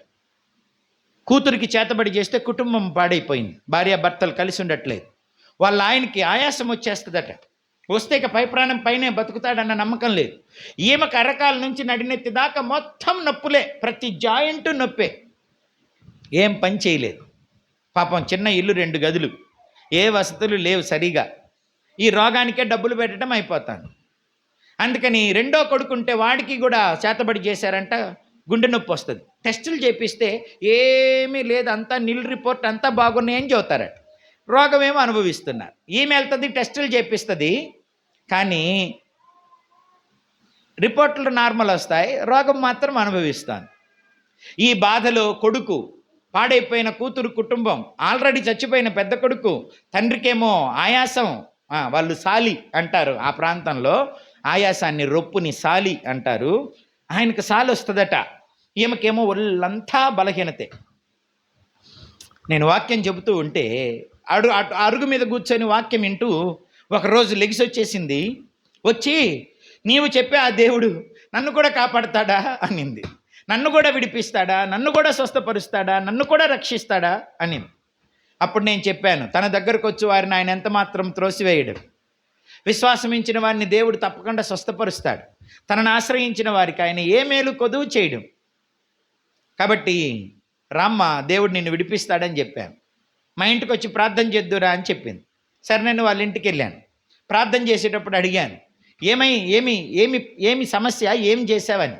చెప్పింది, అన్ని హాస్పిటల్కి తిరిగాను, అంత డబ్బు కట్టాను, ఏమీ విడుదల లేకుండా ఉన్నాను, పరిస్థితి అస్సలు బాగోలేదు, పని చేసుకోలేకపోతున్నాం, అప్పులు ఎక్కువైపోతున్నాయి, మొదటోడు చచ్చిపోయాడు, పిల్ల కుటుంబం విడిపోయి ఇంట్లో ఉంది, ఇదంతా పోవాలి అని అంటే మంచి భూత వైద్యుడు ఉన్నాడు, ఆయన దగ్గరికి వెళ్ళి అంతరం వేయించుకుంటే ఇదంతా పోతుందన్నారు. 26,000 అప్పు చేసి తీసుకెళ్ళి కట్టాను. 3 అంతరాలు ఇచ్చాడట.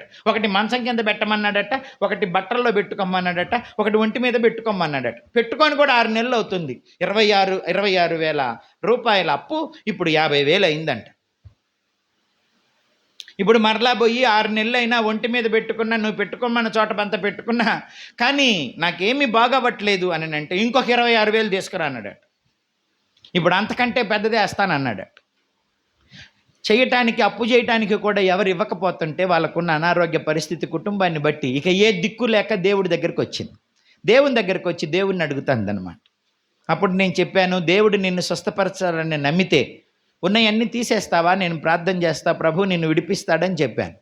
అప్పుడు బట్టల్లో ఉన్నదాన్ని, మంచం కింద బెడ్ కింద ఉన్న తాయెత్తుని, ఆ తర్వాత ఆమె ఒంటికి కట్టుకున్న తాయెత్తును మొత్తాన్ని తీసి అక్కడ పడేసి కిరోసిన్ పోసి అగ్గిపుల్లు అంటించి తగలబెట్టేసేసింది.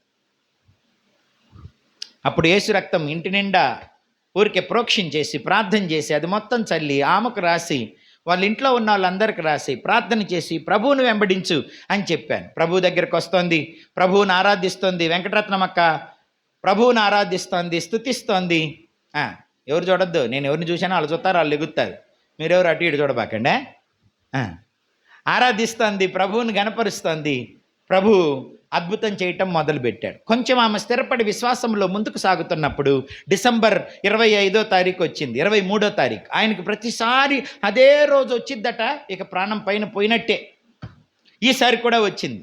తెల్లవారుజామున ఆమె 5 గంటలప్పుడు నాకు ఫోన్ చేసింది, డిసెంబర్ 23వ తారీఖు. అయ్యా వచ్చిందయ్యా అనింది. అయ్యా చేతికి చిక్కడయ్యా, ఇక అయిపోయాడయ్యా, కష్టమయ్యా అంటుంది. అప్పుడు నేను బర్నబాస్ అంకుల్ గారి దగ్గర గ్రేస్ గార్డెన్స్లో ప్రిన్సిపల్గా పనిచేస్తున్నాను. గబగబా ఆయన ఒక స్కూటర్ నాకు ఇచ్చారు. అప్పుడు అది వేసుకొని గబగబా వాళ్ళ ఇంటికి వెళ్ళాను. నూనె రాసి ప్రార్థన చేసి ప్రభువుకు మొరపెట్టుకుంటే ఆ రోజే ప్రభు శాశ్వతంగా విడిపించాడు. ఈ రోజు వరకు మరలా ఆ సమస్య ఆయనకి లేదు. ఆమె కీళ్ళ నొప్పులన్నీ దేవుడు తగ్గించాడు.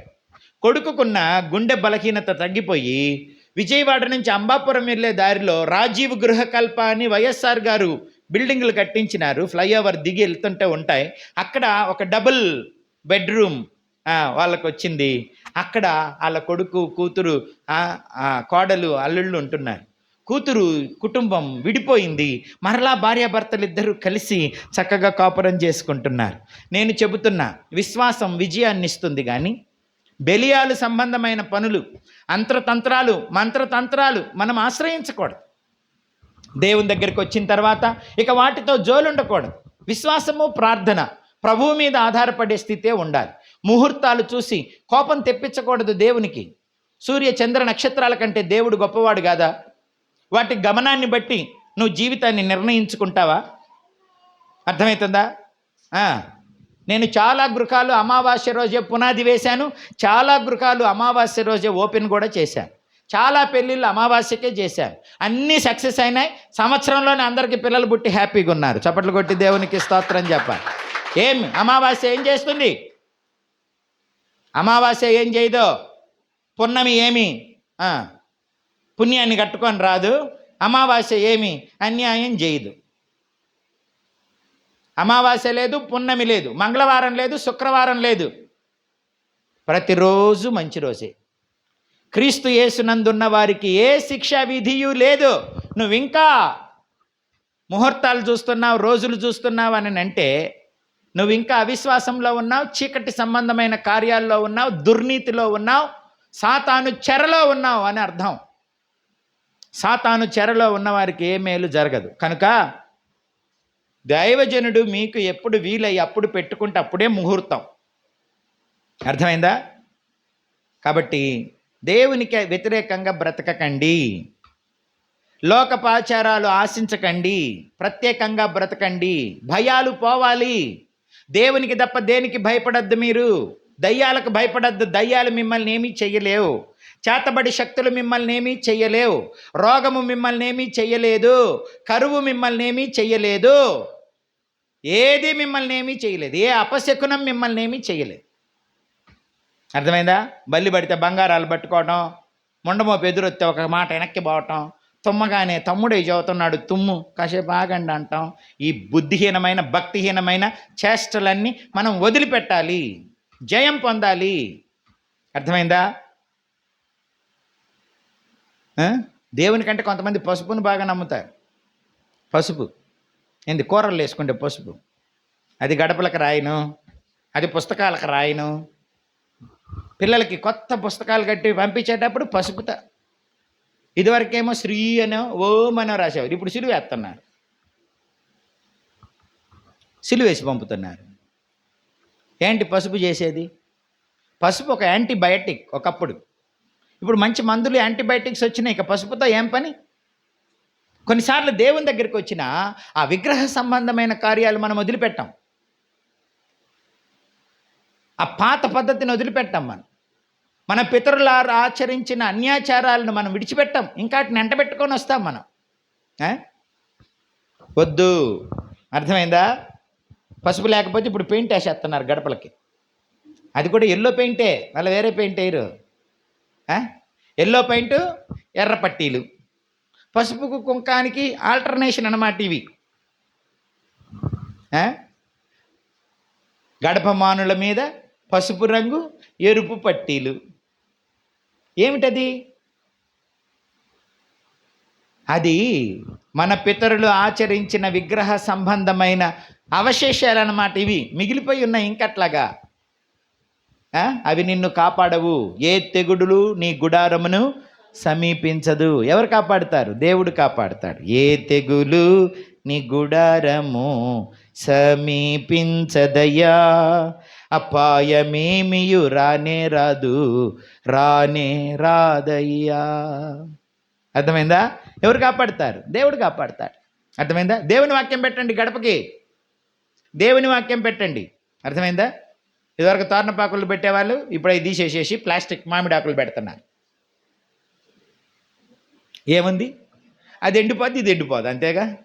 అది అక్కడదేగా వచ్చింది, ఆ విగ్రహ సంబంధమైనదేగా, ఆ అవిశ్వాస సంబంధమైన చీకటి సంబంధమైన ఏగా వచ్చినాయి. దేవుని వాక్యమే మిమ్మల్ని కాపాడుతుంది. రంగులు కాదు, పసుపులు కాదు, అర్థమవుతుందా? ముగ్గులు కాదు మనల్ని కాపాడేది, దేవుడు కాపాడాలి. అర్థమైందా? ఇవన్నీ మీరు గుర్తుపెట్టుకోవాలి. విశ్వాసులు పరిపూర్ణమైన విశ్వాసంలోనికి కొనసాగాలి. అవిశ్వాసపు లక్షణాలు ఉండకూడదు మీ దగ్గర, సరేనా? 2వ కొరింథీ పత్రిక చదువుతున్నాం, చూడండి. నా ప్రియ దేవుని పిల్లరా, మీరెల్లప్పుడూ ప్రభువులో ఆత్మను రక్షించుకోవటానికి విశ్వాసం కలిగి ఉండాలి. విశ్వాసము మీకు విజయాన్ని ఇస్తుంది. విశ్వాసము ఈ దుష్టమైన వాటన్నిటి నుంచి, వ్యర్థమైన వాటన్నిటి నుంచి మిమ్మల్ని విడిపిస్తుందన్నమాట, రక్షిస్తుందన్నమాట. నీతిమంతుడు విశ్వాస మూలంగా జీవిస్తాడు. విశ్వాసం అంటే దేవుని వాక్యాన్ని నమ్మి దానికి విధేయత చూపించటమే విశ్వాసం. కనుక విశ్వాసంలో మీరు వృద్ధి పొందాలి. 14వ వచనం చదువుతున్నాను. మీరు అవిశ్వాసులతో జోడుగా ఉండకుడి. నీతికి దుర్నీతితో ఏమి సాంగత్యం, వెలుగునకు చీకటితో ఏమి పొత్తు, క్రీస్తునకు బెలియాలతో ఏమి సంబంధము, అవిశ్వాసితో విశ్వాసికి పాలెక్కడిది, దేవుని ఆలయమునకు విగ్రహములతో ఏమి పొందిక. మీరు జీవము గల దేవుని ఆలయమై, మనము జీవము గల దేవుని ఆలయమై ఉన్నాము. అందుకు దేవుడు ఇలాగూ సెలవిచ్చుచున్నాడు, నేను వారిలో నివసించి సంచరింతును, నేను వారి దేవుడినయ్యుందును, వారు నా ప్రజలై ఉందురు. ఇక్కడ దేవుడు మనతో ఉంటాడు. ఇది వర్తమానం. ఇక్కడ మనం ఏం చేయాలి? కావున మీరు వారి మధ్య నుండి బయలువెడలాలి. దేవుడు మీతో ఉండాలి అని అంటే మీరు దేవునితో ఉండాలి, కానీ దేవునికి ఇష్టం లేని వారితో మనం ఉండకూడదు. ప్రత్యేకంగా ఉండాలి. అపవిత్రమైన దానిని ముట్టకూడదు, చూడకూడదు, వినకూడదు, తినకూడదు అని ప్రభువు తెలియజేస్తున్నాడు.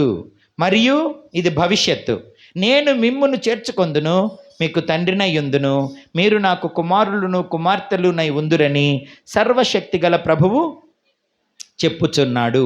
7వ అధ్యాయం 1వ వచనం చూడండి.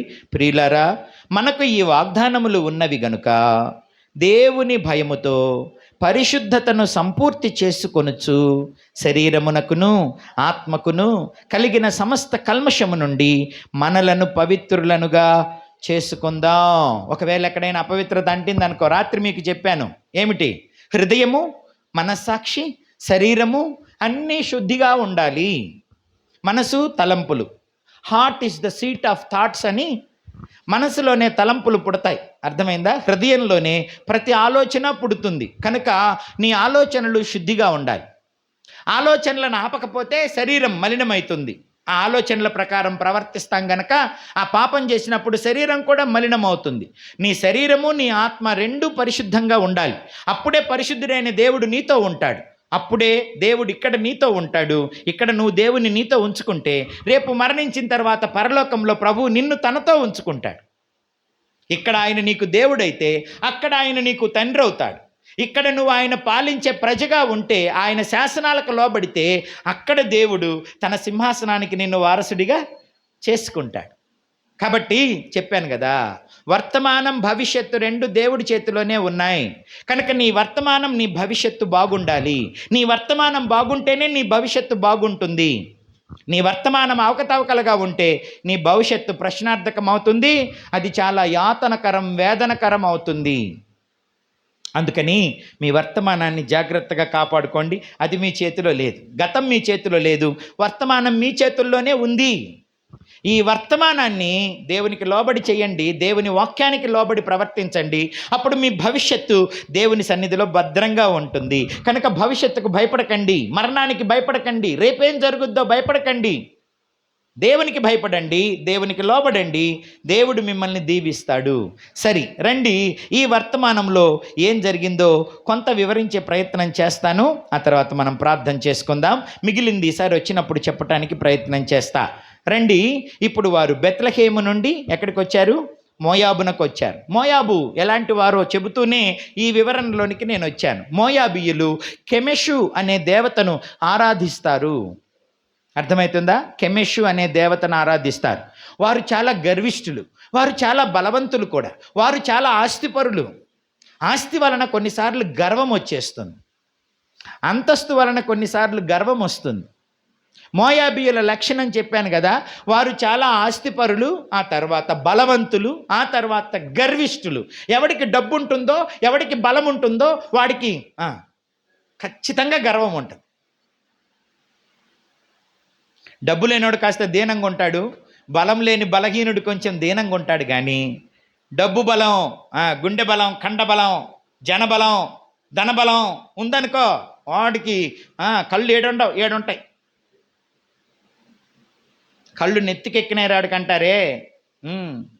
డబ్బు ఎక్కువైపోతే, ఆస్తి ఎక్కువైపోతే, సమృద్ధి ఉంటే, సంపాదన ఉంటే వాడికి కళ్ళు ఏడుకెక్కుతాయి. కళ్ళు నెత్తికెక్కిన వారి తరము గలదు. కళ్ళు నెత్తికెక్కి పైన చూస్తున్నాం అనుకో, ముందు ఎదురురాయి తగులుద్ది, పడ్డావంటే మూతి పళ్ళు రాలుతాయి మొత్తం. మోకాళ్ళు మోచిప్పలు పగులిపోతాయి అంతే. కళ్ళు నెత్తికెక్కని బాకు, ఎంతున్నా ఇక్కడ ఉండాలి. అందుకే దావీదు ఒక ప్రార్థన చేశాడు, ప్రభువా నన్ను మరీ ధనికుడిగా చేయబాకు. ఏం దేవుడురా అంటానేమో, మరీ దరిద్రుడిగా చేయబాకు. దేవుడు ఆడున్నాడు, ఇట్లాంటి కష్టాలు వచ్చినాయి నాకు, దేవుడు ఉంటే ఇన్ని కష్టాలు నాకు ఎందుకు వస్తాయి అంటానేమో. అందుకని నన్ను దరిద్రుడిని కాకుండా, ధనికుడిని కాకుండా కాస్త మధ్యలో పెట్టు. అప్పుడు కళ్ళు కాస్త ఇక్కడ ఉంటాయి. అప్పుడు జాగ్రత్తగా నడుచుకుంటా, కాస్త కృతజ్ఞత కలిగి ఉంటా. కొంతమందికి అంతే, ఏమీ లేకపోతే అయ్యయ్యయ్యా నీ సచ్చి నీ కడుపున పడతాయ్యా అయ్యయ్యయ్యయ్య అంటారంట. అన్నీ ఉంటే నీ అబ్బకు నా అబ్బాయి ఏమవుతాడరా అంటాడంట. అన్నీ ఉంటే నీ అబ్బకు నా అబ్బాయి ఏమవుతాడరా, నీకు నాకేంట్రా సంబంధం? అయినోళ్ళు కూడా తమ రక్త సంబంధుల్ని, తమ తోబుట్టుల్ని కూడా బానిసలుగా చూస్తారండి. మీ బతికేంటి, నా బతికేంట్రా, మీరేంటి మేమేంటి, మాతో మీకు పోటా? మా కాలి గోటుకి సరిపోతారు మీరు, మా కాలి గోటుకి సరిపోతారు మీరు. ఒకప్పుడు అందరు కలిసి బతికిన వాళ్ళే, కలిసి తిన్న వాళ్ళే, కలిసి జీవించిన వాళ్ళే, రక్త సంబంధులే. కానీ స్థాయి మారగానే ఇట్ట చూస్తారు, పైకి చూస్తుంటారు కొంతమంది, మనుషులకి వెళ్ళి చూడరు కొంతమంది. దేవుడన్నా, దైవజనులన్నా, బంధువులన్నా ఏం లెక్క ఉండదు, ఇట్ట చూస్తుంటారు. మనుషులు చూడగానే చూడనట్టు, వీడితో నాకేంటి పని. అందుకే దావీదు లాంటి మనసు మనకు ఉండాలి. అయ్యా నన్ను దరిద్రుని చేయబాక, అట్టగాని నన్ను ధనికుని చేయబాక, నాకు తగు మాత్రం ఇవ్వు, ఏనాటికి ఈడు ఆనాటికి చాలు, ఏనాటి తిండి ఆ రాజుకి ఇవ్వు.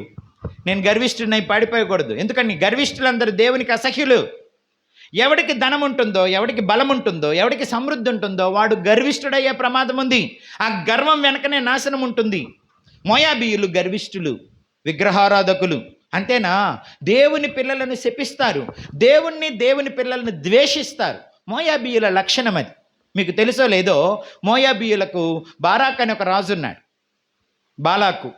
ఆ బాలాకు బిలాము అనే ప్రవక్తను పిలిపించి ఇశ్రాయేలీయుల్ని శపించు, నీకెంత డబ్బు కావాలంటే అంత డబ్బు ఇస్తాను అన్నాడు. ఎందుకనంటే బాలాకు ఏం చెప్పినా జరుగుద్ది అనమాట. ఆయన దీవించబడాలి అని అంటే దీవించబడతారు, ఆయన శపించబడాలంటే శపించబడతారు. ఆయన ప్రవక్త కనుక ప్రవక్త నోటిన పలికిన మాట దేవుడు నెరవేరుస్తాడు. కనుక ఇశ్రాయేలీయుల్ని శపించమని బిలామును పిలిచాడు ప్రవక్తని.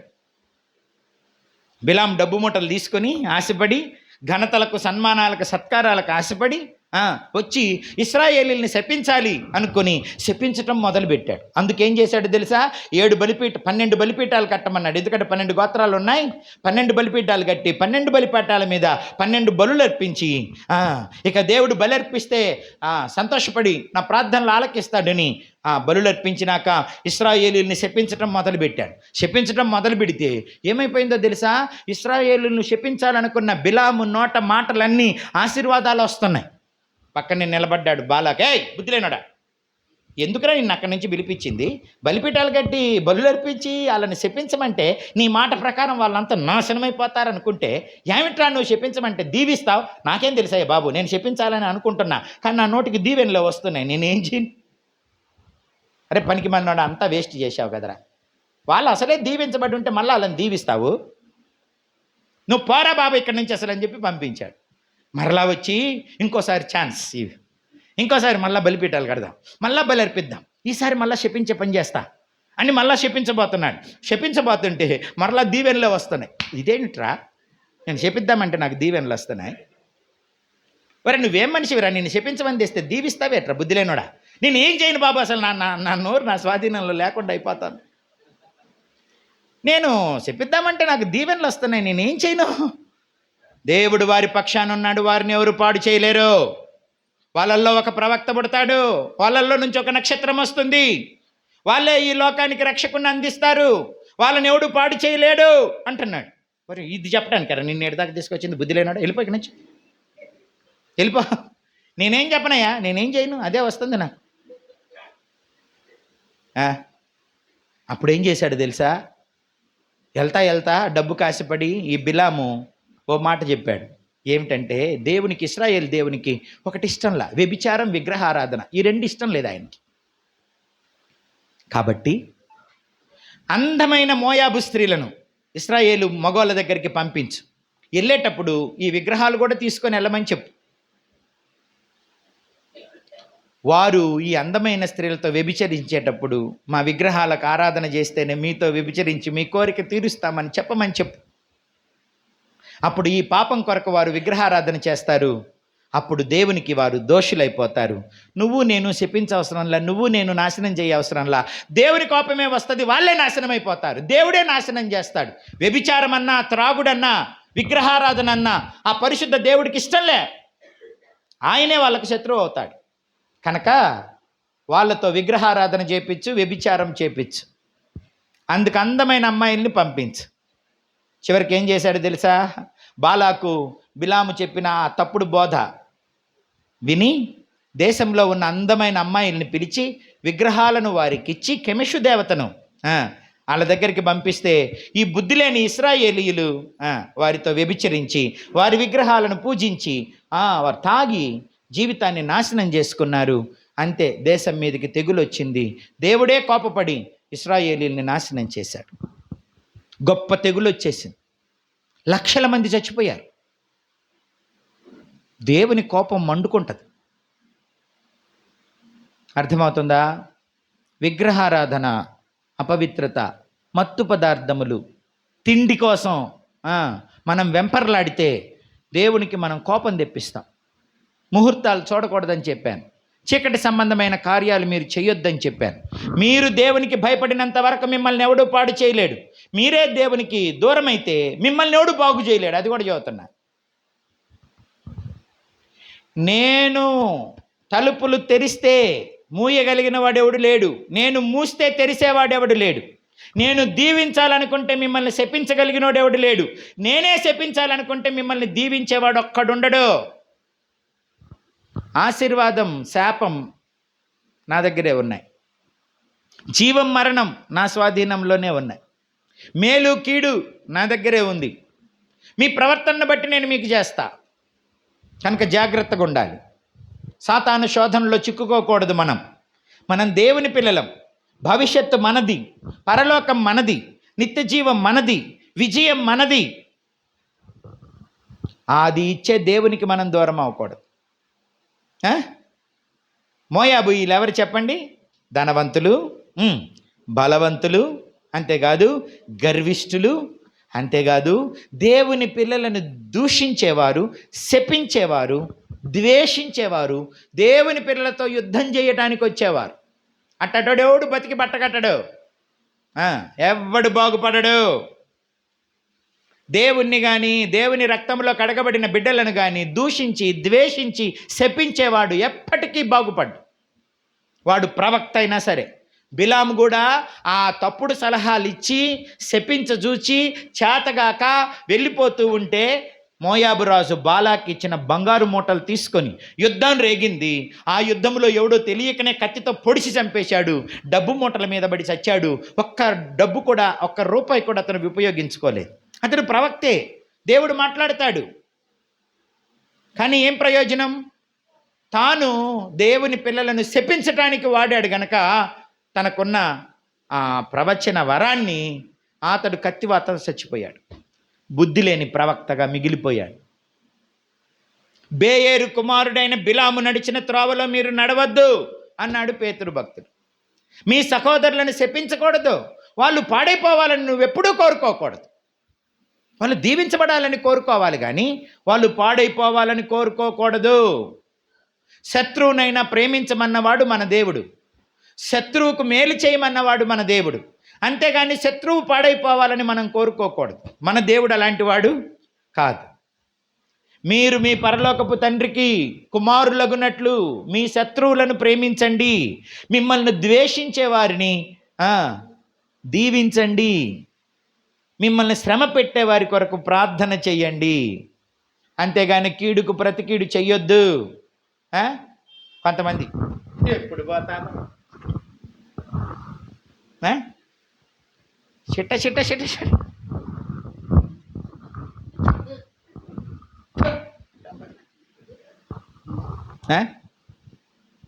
నువ్వు ఇట్టుండాలి కానీ ఇట్టకూడదు. నువ్వు దీవించాలి. ఎప్పుడు శత్రువుని కూడా దీవించు. ఆ దీవెన నీ దగ్గరికి వచ్చిద్ది, రెండంతలు వచ్చిద్ది. అంతేగాని ఆడు పోవాలి ఈడు పోవాలి, గొడెం దగ, నట్టు దగ, బండబడ, తాడు దగ అన్నీ తెగటమే, కట్టేదేంలే. నీ తాళి దగ, నీ తాడు దగ. మగోడైతే మలతాడు దిగాలంట, ఆడదైతే తాళి దిగాలంట. అంటే ఆడో ఈడో ఎవరో ఒకటి చావాలన్నమాట, బతకొద్దన్నమాట. నీ నోట ఆశీర్వాదం వచ్చిన రాదన్నమాట. అన్నీ తెగటమే, అన్నీ కూలటమే, అన్నీ మట్టి బట్టమే. అంతేనా? కట్టేది నిలబెట్టేదేం లేదా? క్షేమం కోరుకోవా నువ్వు? అసలు దేవుని పిల్లలు క్షేమాన్ని కోరుకోవాలి. శత్రువైన వాడు బాగుండాలని కోరుకో. బిలాము శపించాడని ఇశ్రాయేలీలు భయపడుతున్నారు. అప్పుడు దేవుడు ఏమన్నాడు తెలుసా? బిలాము పలికిన శాపవచనాలన్నీ నేను మీకు దీవెనగా మార్చా, భయపడబాక. ఎవడన్నా శపిస్తే నన్ను చెప్పించాడని ఏడిచి ఎర్రమన్నావుబాక, కుళ్ళిపోయి కుమిలిపోయి కుంగిపోయి రగిలిపోబాక. ఆ శాపాలన్నీ దేవుడు నీకు దీవెనగానే మారుస్తాడు. నమ్మిన వారు గట్టిగా దేవునికి చప్పట్లు కొట్టి స్తోత్రం చెప్పండి. ఆ శాపాలన్నీ దీవెనలు అయిపోతాయి. నువ్వు గోల, నీ కుటుంబం గోల, నీ అమ్మ గోల, మీ నాన్న గోల అంటే కోలరో మీరు రెండంతల పైకి లెగుస్తారు. దేవుడు చేస్తాడు ఆ పని. శత్రువు మాట గెలుస్తుంది అనుకుంటున్నారా? శాపాలు పని చేస్తాయి అనుకుంటున్నారా? శాపాలు నీకు పని చేయవు. దేవుడు నీ పక్షాన ఉంటే ఎవడు శపించినా నీకేం అవదో. ఆ శాపాలన్నీ దీవెనలు అవుతాయి. అప్పుడు నువ్వేం చెప్పాలో తెలుసా? ఇంకా తిట్టు, ఇంకా శపించు, ఇంకా శపించు, ఇంకా శపించు అనాలి. ఎందుకని? ఎంత శపిస్తే అన్ని దీవెనలు వస్తాయి కదా నీ మీదకి. థ్యాంక్ యూ, థ్యాంక్ యూ అను. ఇంకా రగిలిపోయి ఇంకా తిడతారు, ఇంకా తిడితే ఇంకా దీవెనలు వస్తాయి నీకు. Thank you, God bless you, thank you, God bless you. నీ కొంపగోలా thank you, God bless you. నీ తాడు తెగ thank you, God bless you. నీ కళ్ళ ముందే నీ పిల్లలు సావా, thank you, God bless you, చాలా థ్యాంక్స్ నీకు అని చెప్పు. ఎందుకని? ఆడపిల్లలే చస్తారు, నీ పిల్లలే బతుకుతారు. చప్పట్లు కొట్టి దేవునికి స్తోత్రం చెప్పాలి. ఎందుకు ఊరికే రగిలిపోతారు, ఊరికే ఉడికిపోతారు? ఎందుకు? ఎవడన్నా ఏమన్నా అంటే ఉడికిపోబాక. పక్కింటోళ్ళో, ఎదురింటోళ్ళో, గిట్టనోళ్ళో నిన్ను తిట్టి నీ మీద శాపించి నిన్ను శపిస్తుంటే thank you, God bless you అను. Thank you, God bless you. నీ శాపాలన్నీ దేవుడు నాకు దీవెనగా మారుస్తాడు, గాడ్ బ్లెస్ యూ అని చెప్పు. నా కొడుకుని అంటావా, నా మొగుడు చావాలంటావా, నా ఇల్లు కూలాలంటావా? నీదే రెండంతలు కోలాలి, నీదే రెండంతలు సావాలి.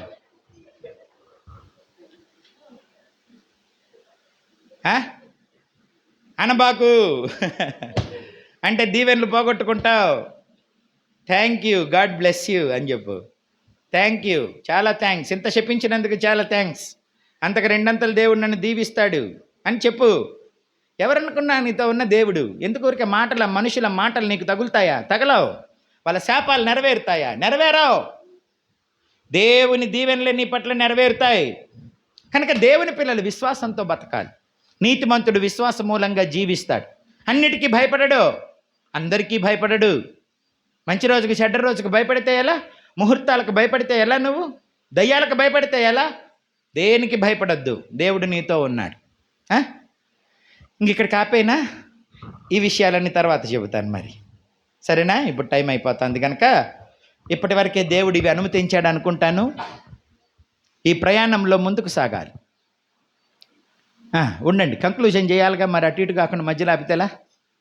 మోయాబీయులు ధనవంతులు, మోయాబీయులు బలవంతులు, మోయాబీయులు గర్విష్ఠులు, దెన్ మోయాబీయులు విగ్రహారాధకులు, మోయాబీయులు శపించే జనం.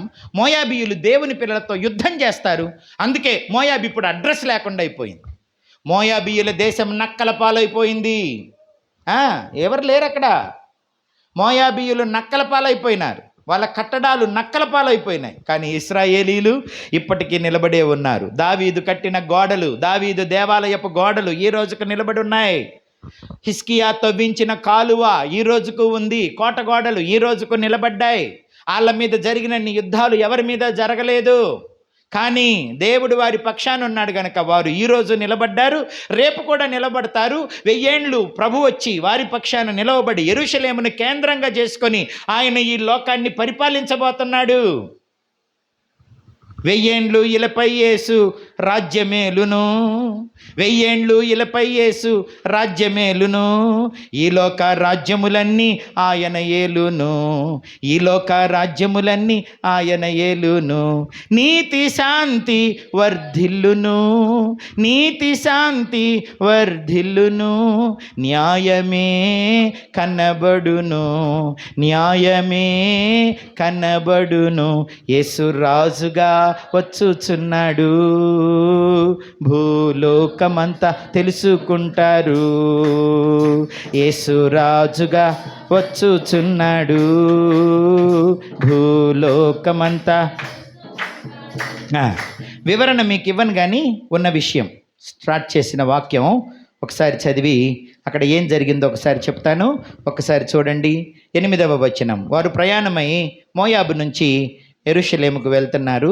వెళ్తున్న ఆ క్రమంలో 8వ వచనం, నయోమి తన 2 కోడన్లను చూచి, చదవండి అందరూ, మీరు మీ తల్లుల ఎండ్లకు తిరిగి వెళ్ళుడి. చూడండి, తిరిగి వెళ్ళుట అనే మాట ఎన్నిసార్లు వచ్చిందో మీరు గమనించండి. ఇక్కడ చనిపోయిన వారి ఎడలను నా ఎడలను మీరు దయ చూపినట్లు యెహోవా మీ ఎడల దయ చూపునుగాక. మీలో ఒక్కొక్కతే పెండ్లి చేసుకొని తన ఇంట నెమ్మది నొందునట్లు యెహోవా దయచేయునుగాక అని వారితో చెప్పి వారిని చదవట్లేదే మీరు? తీయలేదు కొంతమంది. వారిని ముద్దు పెట్టుకొనెను. రూతు గ్రంథము 1వ అధ్యాయము 220వ పేజీ. ఈ రెఫరెన్స్ చెప్పకపోయేసరికి కొంతమంది కన్ఫ్యూజన్లో ఉండుంటారు. రూతు గ్రంథము 1వ అధ్యాయము 8వ వచనం అయిపోయింది. 9వ వచనం చదువుతున్నాను. మీలో ఒక్కొక్కతే పెండ్లి చేసుకొని తన ఇంట నెమ్మది పొందినట్లు యెహోవా దయచేయునుగాక అని వారితో చెప్పి వారిని ముద్దు పెట్టుకొనెను. 10వ వచనం, అంతటా వారు ఎలుగెత్తి ఏడ్చి నీ ప్రజల యొద్దకు నీతో కూడా వచ్చేదమని ఆమెతో చెప్పగా 11వ వచనం, నయోమి నా కుమార్తెలారా మీరు మరలుడి, నాతో కూడా మీరు రానేలా, మిమ్మును పెండ్లి చేసుకొనుటకై ఇంకా కుమారులు నా గర్భమున ఉందురా. నా కుమార్తెలారా తిరిగి వెళ్ళుడి, నేను పురుషునితో ఉండలేని దానను, నాకు నమ్మిక కలదని చెప్పి ఈ రాత్రి పురుషునితో నుండి కుమారులను కనినను వారు పెద్దవారగు వరకు వారి కొరకు మీరు కనిపెట్టుకొందురా. మీరు వారి కొరకు కనిపెట్టుకొని పురుషులు లేక ఒంటరి కత్తెలై ఉందురా. నా కుమార్తెలారా అది కూడదు, యెహోవా నాకు విరోధి ఆయను, అది మిమ్మును నొప్పించినంత కంటే నన్ను మరీ ఎక్కువగా నొప్పించినదని వారితో చెప్పెను. వారు ఎలుగెత్తి ఏడవగా ఓర్ప తన అత్తను ముద్దు పెట్టుకొనెను, రూతు ఆమెను హత్తుకొనెను. ఇట్లుండగా ఆమె, ఇదిగో నీ తోడికోడలు తన జనుల యొద్దకు తన దేవుని యొద్దకు తిరిగిపోయినదే, నీవును నీ తోడికోడలి వెంబడి వెళ్ళుమనెను. అందుకు రూతు, నా వెంబడి రావద్దనియు నన్ను విడిచిపెట్టుమనియు నన్ను బతిమాలు కొనవద్దు. నీవు వెళ్ళు చోటకే నేను వచ్చేదను, నీవు నివసించిన చోటనే నేను నివసించెదను. నీ జనమే నా జనం, నీ దేవుడే నా దేవుడు. నీవు మృతి పొందు చోటను నేనును మృతి పొందెదను, అక్కడనే పాతి పెట్టబడెదను. మరణము తప్ప మరి ఏదైనను నిన్ను నన్ను ప్రత్యేకించిన ఎడల యెహోవా నాకు ఎంత కీడైనా చేయునుగాక అనెను. తనతో కూడా వచ్చుటకు ఆమెకు మనస్సు కుదిరినదని నయోమి తెలుసుకొనినప్పుడు అందును గురించి ఆమెతో మాటలాడ మానెను గనుక వారిద్దరూ బెత్లెహేమునకు వచ్చు వరకు ప్రయాణం చేసిరి. ఒకప్పుడు బెత్లెహేమును వదిలిపెట్టారు. చూడండి ఒక మాట వినండి. నయోమి ఒక్కతే మిగిలింది. వచ్చేటప్పుడు నలుగురు వచ్చారు. నయోమి భర్త ఎలీమెలకు, మకులోను, కిలియోను అని తన 2 కొడుకులు, నలుగురు కరువు వస్తే బెత్లెహేమును వదిలిపెట్టి మోయాబుకు వచ్చారు. మోయాబుకు రాకూడదు, కరువు వచ్చినా అక్కడే ఉండాలి. కరువు వీళ్ళకొక్కడికే వచ్చిందా ఏంటి? అందరికీ వచ్చింది. కానీ ఎఫ్రాతాను, బెత్లెహేమును, దేవుణ్ణి, దైవ సన్నిధిని, ఆరాధనను, వాక్యాన్ని వదిలిపెట్టి వాళ్ళు మోయాబుకు వచ్చారు. అక్కడ ప్రార్థన లేదు, అక్కడ భక్తి కలిగిన వారు లేరు, అక్కడ దైవ మందిరం లేదు, సత్యవాక్యాన్ని చక్కగా బోధించే వ్యక్తులు అక్కడ లేరు. ఏముంది అక్కడ? సమృద్ధి మాత్రమే ఉంది, సంపదలు మాత్రమే ఉన్నాయి, కానీ దేవుడు లేడు. దేవుడు లేని చోట నీకెంత ఆహారం ఉన్నా, నీకెంత సంపాదన ఉన్నా, నువ్వు అక్కడికి వెళ్ళడం నీకు చాలా నష్టం, నీకు చాలా నష్టం. దేవుణ్ణి ఎప్పుడు వదిలిపెట్టకూడదు, పరిశుద్ధుల సహవాసాన్ని వదిలిపెట్టకూడదు, వాక్య ధ్యానాన్ని వదిలిపెట్టకూడదు, బల్లను వదిలిపెట్టకూడదు. కరువైనా సరే దేవునితోనే ఉండాలి. దేవుడు తన ప్రజలను తప్పక దర్శిస్తాడు. కరువులో కూడా ప్రభువును వెంబడించాలి. కరువైన, ఖడ్గమైన, మరణమైన, వస్త్రహీనత అయిన, ఉపద్రవమైన యేసు ప్రేమ నుంచి నిన్ను ఏది వేరు చెయ్యకూడదు, ఎవరు వేరు చేయకూడదు. అంటే కొంతమంది పెళ్ళిళ్ళ కోసం, బంధువుల కోసం, స్నేహితుల కోసం దేవుణ్ణి వదిలేస్తారు, దేవుని సన్నిధిని వదిలేస్తారు. దేవుణ్ణి వదిలిపెట్టకూడదు, బెత్లెహేములోనే ఉండాలి. ఆ బెత్లెహేమును వదిలిపెట్టి రావడం వలన భర్త చచ్చిపోయాడు. బతకడానికి కదా, తినటానికి కదా అక్కడికి వెళ్ళింది. వెళ్తే చివరికి తిండుంది కానీ, అన్నీ ఉన్నాయి కానీ ముందు ఊపిరి లేదు, ప్రాణం లేదు. ప్రాణం పోయినాక ఎంత తిండి ఉంటేంటి, ఎంత ఇల్లు ఉంటేంటి, ఎంత ఉద్యోగం ఏంటి, ఎంత బంగారం ఉంటేంటి. భర్త చచ్చిపోయాడు. భర్త చచ్చిపోయినా రాకూడదు. 10 సంవత్సరాలు అక్కడే ఉండింది. ఎక్కడ ఉండొద్దు అన్నాడో దేవుడు, అక్కడే ఉండింది. అందుకని 2 కొడుకులు కూడా చచ్చిపోయారు. అక్కడ పిల్లల్నిచ్చి పెళ్లి చేసింది వాళ్ళే, ఓర్ప, రూతు కోడళ్ళు. ఇప్పుడు అత్త, కోడళ్ళు ముగ్గురు విధవరాళ్ళు అయిపోయినారు. అంతా 10 సంవత్సరాల గ్యాప్లో పతనమైపోయినారు. ఏం కావాలని పోయినారు, అది దొరకలా. కారణం, నిన్ను కాపాడి సంరక్షించే దేవుడు నిన్ను వదిలిపెట్టడం నీకెప్పుడూ ప్రమాదమే. అయితే మరలా దేవుడు బెత్లెహేమును దర్శించాడు, అక్కడ ఆహారం ఇచ్చాడని తెలుసుకుందట. అందుకని బుద్ధి తెచ్చుకొని మరలా బయలుదేరింది. బయలుదేరేటప్పుడు కోడళ్ళు వస్తుంటే కోడలతో చెప్తుంది, నాతో రావద్దు, నాతో వస్తే మీకు పెళ్ళి ఉండదు, నేనంటే ముసలిదాన్ని, మీరు యవనస్తులు, ఇంటికి వెళ్ళండి, పెళ్లి చేసుకోండి, మీ దేవుడి దగ్గరికి పోండి, మీ తల్లిదండ్రుల దగ్గరికి పోండి, మీ దేశ ప్రజల దగ్గరికి పోండి, పిల్లల్ని చూసుకోండి, పెళ్లి చేసుకోండి, హ్యాపీగా ఉండండి అని అంటే తిరిగి వెళ్ళండి అని తొందర చేస్తుంది నయోమి. అప్పుడు ఓర్ప ఇదే సందు అదే మందని, ఇంతకంటే గొప్ప ఛాన్సా అని చెప్పి వద్దు వస్తాం అన్నారు ఊరికనే. కొంతమంది లోపల ఉండదు, ఊరికే పైకి అంటారు వస్తాం చేస్తాం, లోపల నిజంగా ఉండదు. కొంచెం బలవంతం చేస్తే వదిలేసి వెళ్ళిపోతారు. కొంతమంది అంటే అన్నానికి పిలుస్తారంట, ఎట్లా ఇట్రారా చరణ్ రారా తొందరగా ముసలాళ్ళలాగా రా పైకి రా పర్లేదు, ఏడ పిలుస్తారంట పట్టుకొని భోజనానికి రమ్మని, వద్దని చెయ్యి లాక్కోరా, వద్దని చెయ్యి విదిలిచ్చరా, సరేలే అంటారంట. భోజనానికి పిలిచేవాళ్ళు రారా, అప్పుడు అయిపోయిందా, భోజనానికి పిలిచేవాళ్ళు ఇక్కడ పట్టుకోవాలి, ఇప్పుడు ఎదిరించుకోరా, ఇప్పుడు ఓడదు, నువ్వు రావాల్సిందే అని ఇక్కడ పట్టుకోవాలంట. కొంతమంది ఇక్కడ పట్టుకుంటారంట రా అని, వాడు చెయ్యి అట్టనగానే ఊడిపోద్ది కదా, ఈ దేశం అందరిని వెళ్ళిపోతారు. పెట్టే మనసు లేదు, ఊరక పిలుస్తారు. కొంతమంది పెట్టే మనసు ఉండదు, ఊరక పిలుస్తారు కొంతసారి. ఇట్టనగానే పోద్ది కదా చెయ్యి, ఇంక ఈ దేశం అందరిని వదిలేస్తారు. ఓర్ప కూడా వస్తా నీతో అనింది కానీ ఒట్టిదే లోపల లేదు. అందుకని నయోమి వద్దమ్మా, వెళ్ళిపోమ్మా, పెళ్లి చేసుకోమ్మా, సుఖంగా బతుకమ్మా, నేను ఇప్పుడు పిల్లల్ని కానీ నీకు ఇవ్వలేనమ్మా, నాకు ఆ శక్తి లేదు. ఒకవేళ ఉన్నా వాళ్ళు పెరిగి పెద్ద అయ్యేసరికి పెళ్ళిడు వచ్చేసరికి మీ వయసు అంతా అయిపోద్దమ్మా, నా మాటినమ్మా, ఎందుకు జీవితం పాడు చేసుకుంటావు, శుభ్రంగా వెళ్ళి తిని పెళ్లి చేసుకొని సుఖంగా ఎంజాయ్ చెయ్యమ్మా, పోమ్మా అనగానే ముద్దు పెట్టుకొని అత్త పోయొత్తాననిందట. కొంతమంది ఏదో ఊరకట్టు వస్తారు. మనుషుల మీద, దేవుని మీద, దైవజనుల మీద ప్రేమ ఎట్టుంటుందంటే ఇదిలిస్తే పోయేటట్టు ఉంటుంది, ఇదిలిస్తే పోయేటట్టు. రూతు కూడా అలాంటి ప్రేమతో ఉందేమోనని, పోమ్మా మీ తోడు కోడలు పోలా, నువ్వు కూడా పోమ్మా, విధవరాల్ని ముసలిదాన్ని నాతో ఏమమ్మా నీకు, వద్దమ్మా పోమ్మా అని అంటే రూతు గట్టిగా చెప్పింది, నీ జనమే నా జనం, నీ దేవుడే నా దేవుడు, నేను నీతో రావద్దని నన్ను చెప్పొద్దు, నువ్వు చచ్చిపోయిన చోటే నేను కూడా చచ్చిపోతా, నువ్వు ఎక్కడ పాతి పెట్టబడతావో నేను కూడా అక్కడే పాతి పెట్టబడతా, మరణం తప్ప నిన్ను నన్ను ఏది వేరు చేయకూడదు. నేను పెళ్లి కోసం రావట్లా, శరీర సుఖాల కోసం రావట్లా, తిండి కోసం రావట్లా, జరుగుబాటు కోసం రావట్లా, కానీ నీ దేవుడి కోసం నేను వస్తున్నా, నీ నీతి మార్గాన్ని అనుసరించడానికి వస్తున్నా, నీ దేవుణ్ణి ఆరాధించడానికి వస్తున్నా, దయగలిగిన దేవుడి కోసం వస్తున్నా. ఎవరిని ఇచ్చలు నెరవేర్చుకోవటానికో నీ దగ్గరికి వస్తే ఏదో దొరుకుద్దనో నేను రావట్లా. అమ్మ నా పొలాలు నా చేతిలో లేవు, ఇల్లు లేదు, పిల్లలు లేరు, వయసు లేదు, సంపాదన లేదు, ఎందుకమ్మా నాతో, ఏం లేకపోయినా నీతో దేవుడు ఉన్నాడు, ఆ దేవుడు నాకు కావాలి, నేను వస్తా, నీతో పొమ్మని చెప్పొద్దు. మరణం తప్ప నిన్ను నన్ను ఏది వేరు చేయకూడదు. ఒకవేళ అట్లా నేను నీకు వేరైపోతే యెహోవా నాకెంత కీడైనా చేయని,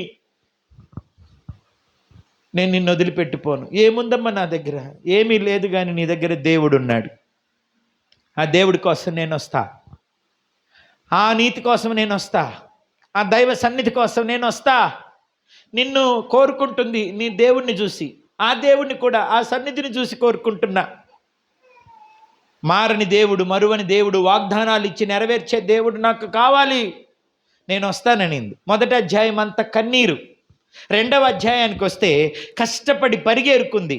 మూడవ అధ్యాయానికి వచ్చేసరికి బోయజు అనే ఎఫ్రాతీయుడు, బెత్లెహేములో నిలబడిన ఓ గొప్ప దయగలిగిన వ్యక్తి కాళ్ళ దగ్గర కనిపెట్టుకొని ఉంది. 4వ అధ్యాయంలో కళ్యాణం జరిగింది. ఆమె పెద్ద భూస్వామి అయిపోయింది. ఒకప్పుడు పరిగేరుకున్న పేద విధవరాలు ఇప్పుడు కొన్ని వందల ఎకరాలకు భూస్వామి ఆసామైపోయింది. ఎక్కడ పరిగేరుకొని కష్టపడిందో అక్కడే యజమానురాలై పనివారికి కుండలు కుండలు ధాన్యం కొలిసిపోస్తాంది. దేవుని దగ్గరికి వస్తే ఎవడు పాడైపోడు, కానీ స్వార్థంతో దేవుని దగ్గరికి రాకూడదు. సంపదలు ఉన్నాయని దేవుణ్ణి వదిలిపెట్టి వెళ్ళకూడదు, నష్టపోతారు. ఓర్ప వెళ్ళిపోయింది, ఓర్పకి అడ్రస్ లేదు. వెనుదిరిగింది ఓర్ప, తిరిగి వెళ్ళిపో అని బలవంతం చేసిన రూతు వెనకకి తిరగలా. చచ్చినా సరే నేను పోను, నేను నీతో వస్తా, బెత్లెహేములోనే ఉంటా, ఎఫ్రాతాలోనే ఉంటా, చావైనా బతుకైనా కరువైనా సమృద్ధైనా ఏదున్నా లేకపోయినా నాకు దేవుడు, దేవుని సన్నిధి, దేవుని పిల్లలే కావాలా. నేను పోను. అక్కడ సమృద్ధి ఉంది వాస్తవమే, అక్కడ నావారు ఉన్నారు వాస్తవమే, అక్కడ సంపద ఉంది వాస్తవమే, నేను పోను. కరువైన ఇక్కడే ఉంటా, వెనుదిరగలేదు, దీవించబడింది. దూరం అయిపోయిన వార్ప, అడ్రస్ లేదు. ఈమె ఎవరో తెలుసా? రూతు బోయజును పెళ్లి చేసుకుంటే ఓబేదు పుట్టాడు, ఓబేదుకు యెషయి పుట్టాడు, యెషయికి దావీదు పుట్టాడు, దావీదు మహారాజు, మహారాజుకు ముత్త నానమ్మ రూతు ఓ మోయాబీయురాలు. తన పద్ధతులు వదిలి దేవుని దగ్గరికి వచ్చింది, తన ప్రజలను వదిలి దేవుని దగ్గరికి వచ్చింది, తన దేవతలను వదిలి దేవుని దగ్గరికి వచ్చింది. అందుకే విధవరాలి జీవితంలో దేవుడు అద్భుతాలు జరిగించాడు. కన్నీరు కష్టము తొలగించి కనిపెట్టుకొనున్న కారణం చేత అత్తను పొలాన్ని దేవుణ్ణి బోయజును కనిపెట్టుకొనున్నందువలన కళ్యాణం జరిగింది. పెద్ద వంశానికి తెల్లైపోయింది. యేసుక్రీస్తు వంశావళిలో రూతు పేరు రాయబడింది. మీరు కూడా ప్రభు కొరకు నిలబడండి, వెనకకి వెళ్ళొద్దు. శరీర సుఖాల కోసం, బంధువుల కోసం, పోషణ కోసం బడికెళ్ళొద్దు. ప్రభుతో ఉంటే మీ భవిష్యత్తు దీవెనకరంగా చేస్తాడు. ఓర్పాలు అవ్వకండి, రూతులా ఉండండి. కొనసాగింపు వచ్చే నెల వచ్చినప్పుడు చెబుతా. నిలబడండి, అందరూ ప్రార్థన చేసుకుందాం. దేవుడు లేని చోటకి, దేవుని సన్నిధి లేని చోటకి, దేవుని వాక్యం లేని చోటకి ఎంతున్నా వెళ్ళొద్దు, ఏమున్నా వెళ్ళొద్దు. దేవునితో నిలిచి ఉండండి, దేవుడు మిమ్మల్ని దీవిస్తాడు. తిరిగి వెళ్ళమని ఎంత బలవంతం చేసినా వెళ్ళొద్దు. నయోమి ఒక అండర్స్టాండింగ్కి వచ్చింది. ఏమిటి అని అంటే, రూతు నన్ను వదిలిపెట్టకూడదని తన మనసులో స్థిరపడింది గనక తన మనసు నాకు అర్థమైంది, ఇంక నేను పొమ్మని చెప్పను అనింది. వెంట పెట్టుకొని వెళ్ళింది. మారా చేదైన జీవితాలు మధురమైపోయి, ఒంటరి జీవితాలు గొప్ప జనముతో నింపబడి, కన్నీరు నాట్యంగా మార్చబడి, కరువు సమృద్ధిగా చేయబడి, జీవితంలో గొప్ప భాగస్వామి దొరికాడు. జీవితం ఎంతో దీవెనకరంగా మారి వారు దీవించబడి అనేకులకు దీవెనకరమైన వ్యక్తులైనారు. ప్రార్థన చేయండి. ప్రభువా, నిన్ను విడిచి నన్ను వెళ్ళనివ్వద్దు, నీ ప్రేమను విడిచి నన్ను వెళ్ళనివ్వద్దు.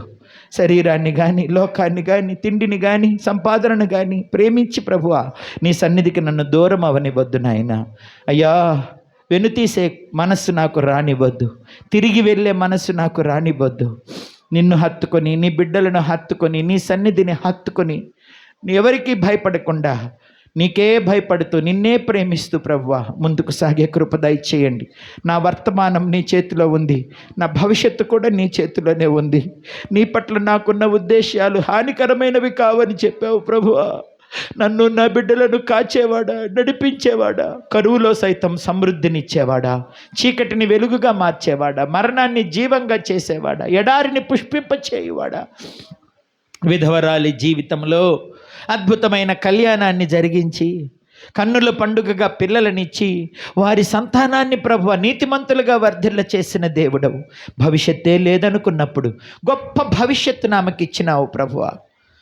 తండ్రి, ఓర్ప ముద్దు పెట్టుకొని వెళ్ళిపోయింది, జీవితంలో మరలా కనపడలేదు.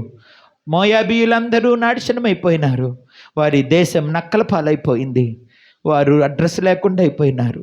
నిత్యము నిలిచే కృపనీది, నిలిపే కృపనీది ప్రభువా. నీ కృపను ఆశ్రయించి నిత్యము నిలిచే భాగ్యం దయచేయండి. చిరకాలము యెహోవా మందిరములో నేను నివాసము చేసేదను, కృపాక్షేమాలే నా వెంట వస్తాయని దావీదు అన్నాడు. వారి నానమ్మ అది అనుభవించింది, వారి ముత్త నానమ్మ అది అనుభవించింది. ప్రభువా, మేము మా బిడ్డలు తరతరములు నీ కృపను అనుభవిస్తూ నీ సన్నిధిలో స్థిరముగా నిలిచి నీ దీవెన పొందే కృప దయచేయమని ప్రార్థన చేసుకుందాం. ప్రేమ కలిగిన తండ్రి, మీకు స్తుతులు. విన్న వాక్యం విడిచిపెట్టకుండా మీ బిడ్డలను హత్తుకొని, నీ సన్నిధిని హత్తుకొని, మోయాబుకు వెళ్లకుండా తండ్రి నాయన ప్రభువా, కరువైనా సరే, ఇరుకైనా, ఇబ్బందైనా, అప్పైనా, అనారోగ్యమైనా తండ్రి ఏదైనా సరే నిన్ను, నీ సన్నిధిని, నీ వాక్యాన్ని, నీ సహవాసాన్ని విడిచిపెట్టక నీవు దర్శించే దేవుడవు, అంతకు నూరంతలు తిరిగి అనుగ్రహించే దేవుడవు.